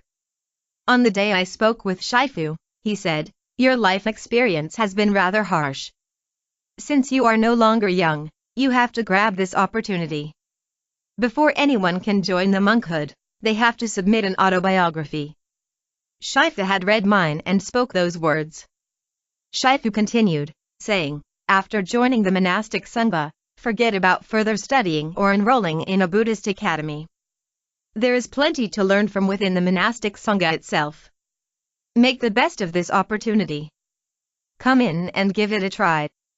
That's what Shifu told me. In August of 1999 I moved into Nungchan Monastery, and shaved my head for ordainment in the year 2000. I am the last in the generation of monks whose name includes the Chinese character Guo, and this has a rather special meaning for me. During the tonsure ceremony Shifu said that from then on, every 10 years there would be a new name denoting each generation of monastics at Dharma Mountain. Together with me at the ceremony was a student from the Chungwat Institute of Buddhist Studies who became the first monastic in the generation denoted by the character Sheng. On the day of the ordainment head shaving ceremony, I had no family members present, but there were quite a number of visiting lay people who sat behind me, and a number of them also lunched with me. It appeared that I had the greatest number of relatives present.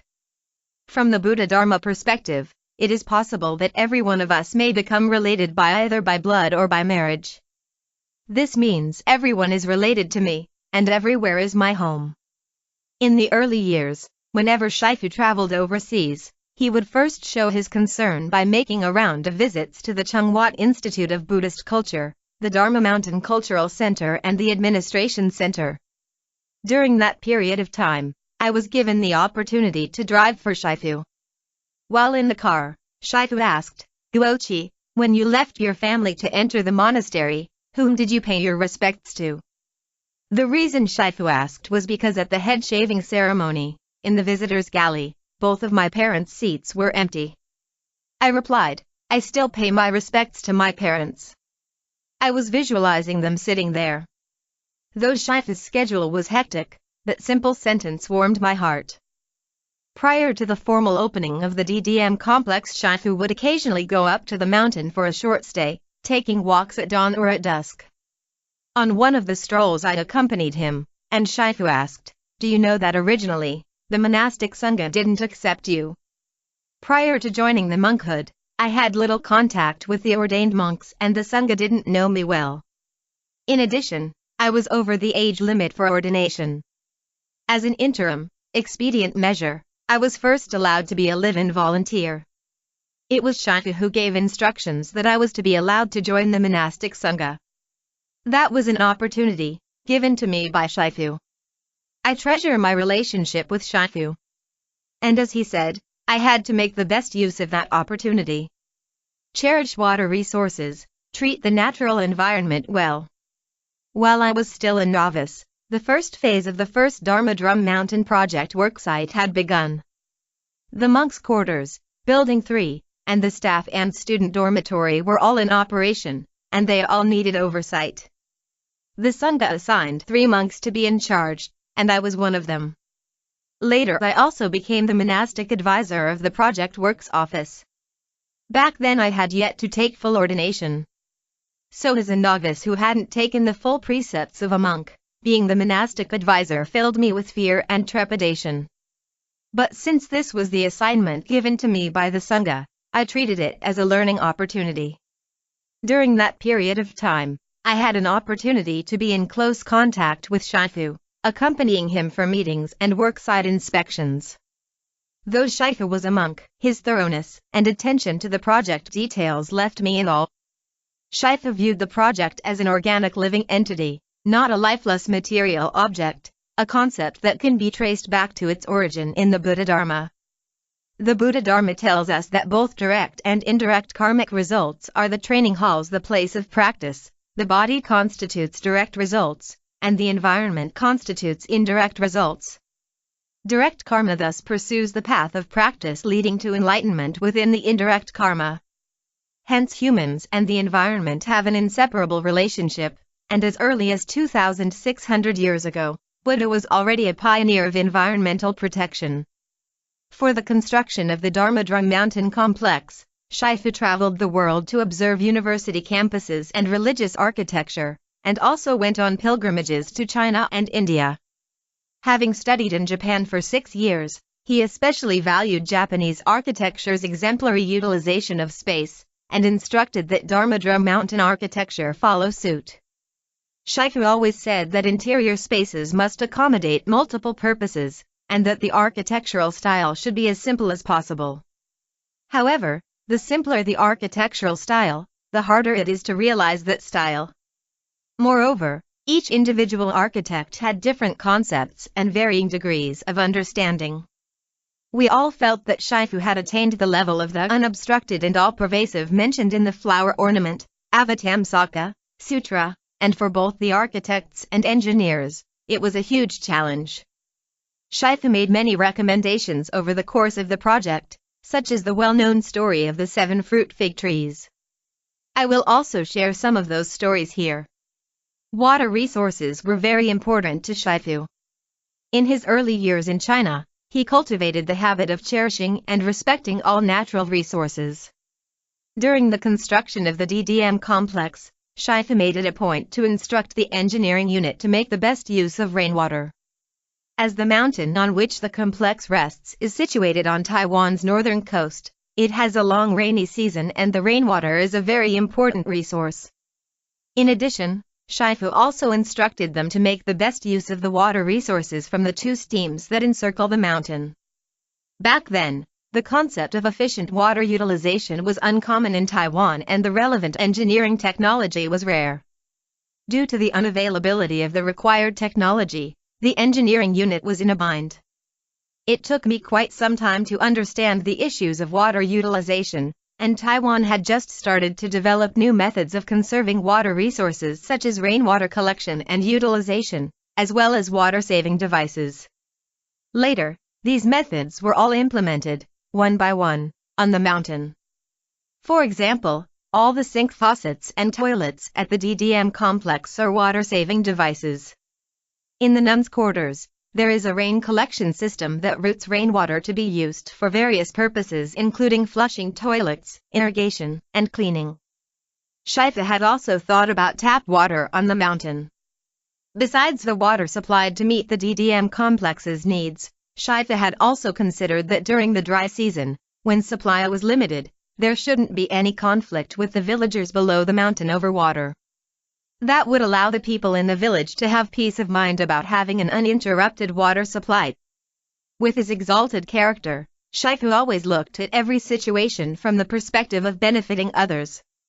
I recall that when we invited lay people from the Water Conservation Department of the Industrial Technology Research Institute, ETRI, to assist us with our water resources planning, and they heard Shifu's thoughts, they were all filled with praise and admiration. In addition, there was an Academia Sinica professor who specialized in natural ecosystem research. He had participated in a 7-day Chan retreat led by Shifu, and said that during the retreat Shifu conducted a great earth contemplation ceremony, leading repentance prostrations to the great earth. After the professor finished the penance, he cried in shame. His expertise was in researching the natural environment, but he discovered that his understanding of the natural environment was nowhere near Shifu's. So showing gratitude and prostrating to the great earth was very exciting for him. There was also a ceramic artist who created a depiction of the tail of the Buddha entering into the human world for Dharma Mountain. During the creative stage, after Shifu had seen the sketch, he pointed to a small hawk that was hovering in the air in the drawing and said, "There's something not quite right about this bird. It doesn't look natural." The artist greatly admired Shifu's observation of such fine detail. That's another thing I learned from Shifu. Cherishing blessings and devoted contributions. In the years before the DDM complex was officially opened, Shifu's schedule was packed. But the first thing he always did after returning to Taiwan from America was to make a trip to the mountain to check on the construction progress. Before he was even recovered from jet lag, he would attend the meeting of department heads. I have seen Shifu nodding off when listening to reports. However, when a question was raised to seek his view, he was able to answer immediately. I wondered if Shifu actually fell asleep or not. He looked like he dozed off, but his train of thought was clear. In 2005 the monastic Sangha arranged to have me to travel to Thailand with Shifu. The purpose of the trip was for Shifu to receive an honorary doctorate awarded by Mahashalangkorn Buddhist University, and also attend the opening ceremony of the Thailand chapter of the Dharma Mountain Fellowship.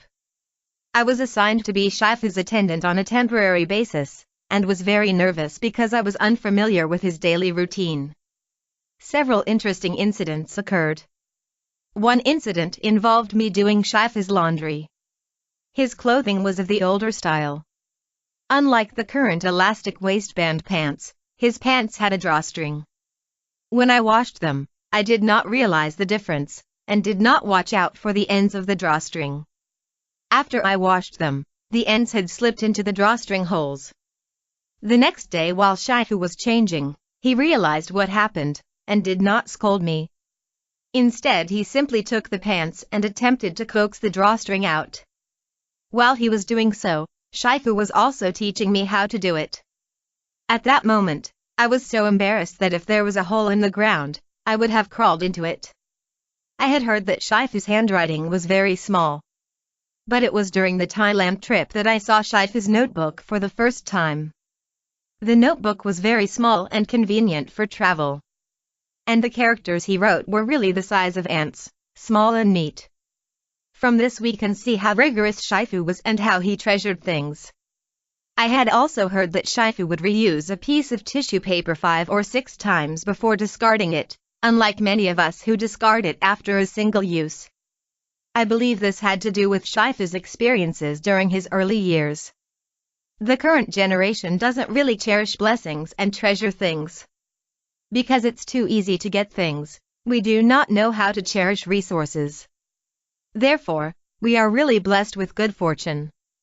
Those who are blessed must recognize blessings, cherish blessings, nurture blessings, and sow the seeds of blessings. In his teachings, Shifu always mentioned that all of the blessings a person receives are not the result of their own actions. Some are the result of causes and effects in the surrounding environment. Hence, while we are receiving blessings, we must understand how to contribute. All the teachings Shifu gave us were based on applying the essence of Dharma to our daily living. He communicated in contemporary language, and through his own actions. During the Thailand trip I also saw Shifu's respect for elders. For example, there was an older Buddhist monk of Chinese descent who made a special trip from northern Thailand to Bangkok just to meet Shifu. When Shifu saw that older monk, he immediately bowed and prostrated before him. Shifu still felt inadequate respect was paid towards the older monk. Since the older monk had been ordained longer than Shifu, how could Shifu let him travel for their meeting?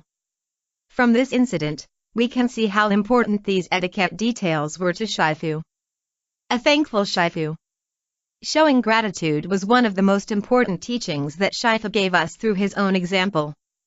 To all those who had taught him, from his master and his master's predecessors on Wolf Mountain, to the teachers at the Buddhist Academy of Jing'an Monastery, Shifu was very grateful. On one occasion, the Sangha assigned me to visit the Venerable Master Sheng, who was one of the Shifu's teachers at the Jing'an Buddhist Academy.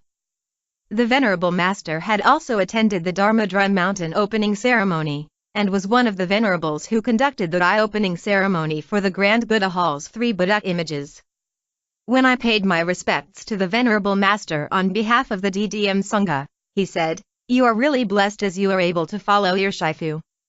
During your Shifu's time at the Jing'an Buddhist Academy, he was the youngest, but he was the smartest, and the most hard-working, too. However, Shifu had told us he was the dumbest. Shifu was also very grateful to the preceptors who prepared him for his ordination. He believed that without those preceptors, he wouldn't have been able to grasp the essence of the precepts, and wouldn't have been able to become a monk again. Although it may be hard for everyone to imagine, Shifu was also very grateful to all his disciples who became monastics. Whenever Shifu returned to Taiwan from the USA, he was always grateful for us, his monastic disciples. Even when he was away, his disciples persevered, living in harmony and making the monastic sangha more systematic. Shifu was also grateful to all the lay people who support and uphold the Dharma. After I took over as the monastic advisor of the Dharma Mountain Fellowship, Shifu made a point to remind me that he was getting old. He went on to say that, We have a lot of lay people in the fellowship that have followed me since the early days, and they're getting old too. We should show gratitude to them. Wherever he went, Shifu always carried a sense of gratitude and appreciation. If something went wrong, or some process wasn't complete, Shifu was still grateful and bore all the mistakes and errors on his own shoulders. Shifu himself said, "If a disciple makes a mistake, the problem is on me, for I have not taught them well." That touched me very deeply, and also serves as a reminder to be vigilant. Shifu would also face and admit his own mistakes. He once said that when he was younger, he had written some pretty critical articles, like criticism against Christianity. Sometime later, a Christian layperson wrote to Shifu and asked how he could be so critical of Christianity. Shifu replied with a letter of apology saying that he was young and impetuous when he wrote that kind of article, and would never do that now. In fact, admitting mistakes takes courage. For most of us, it's not easy to admit mistakes, but Shifu was magnanimous. From the Chan point of view and according to Chan concepts, a mistake is a mistake, so there should be no worries or obstructions. However, are we brave enough to face up to our own mistakes? Or is pride preventing us from admitting our mistakes? This is also something I learned from Shifu's behavior. From my observations, at any given place or given time, Shifu lived in the moment. Shifu dealt with everything that happened with intense focus. As his schedule was packed, there were many things he had to deal with, one right after another. When one issue was dealt with, he would focus immediately on the next issue. As there were no worrisome obstructions in Shifu's mind, after something was dealt with, he would let it go. But a disciple whose mind and heart still hadn't adjusted might think that Shifu changed too quickly. In his later years, Shifu was ill but still lived in the moment, and when experiencing pain from an illness, he used a practice method to deal with it. I myself have experienced bone fractures, and using practice methods to deal with the pain is really not easy.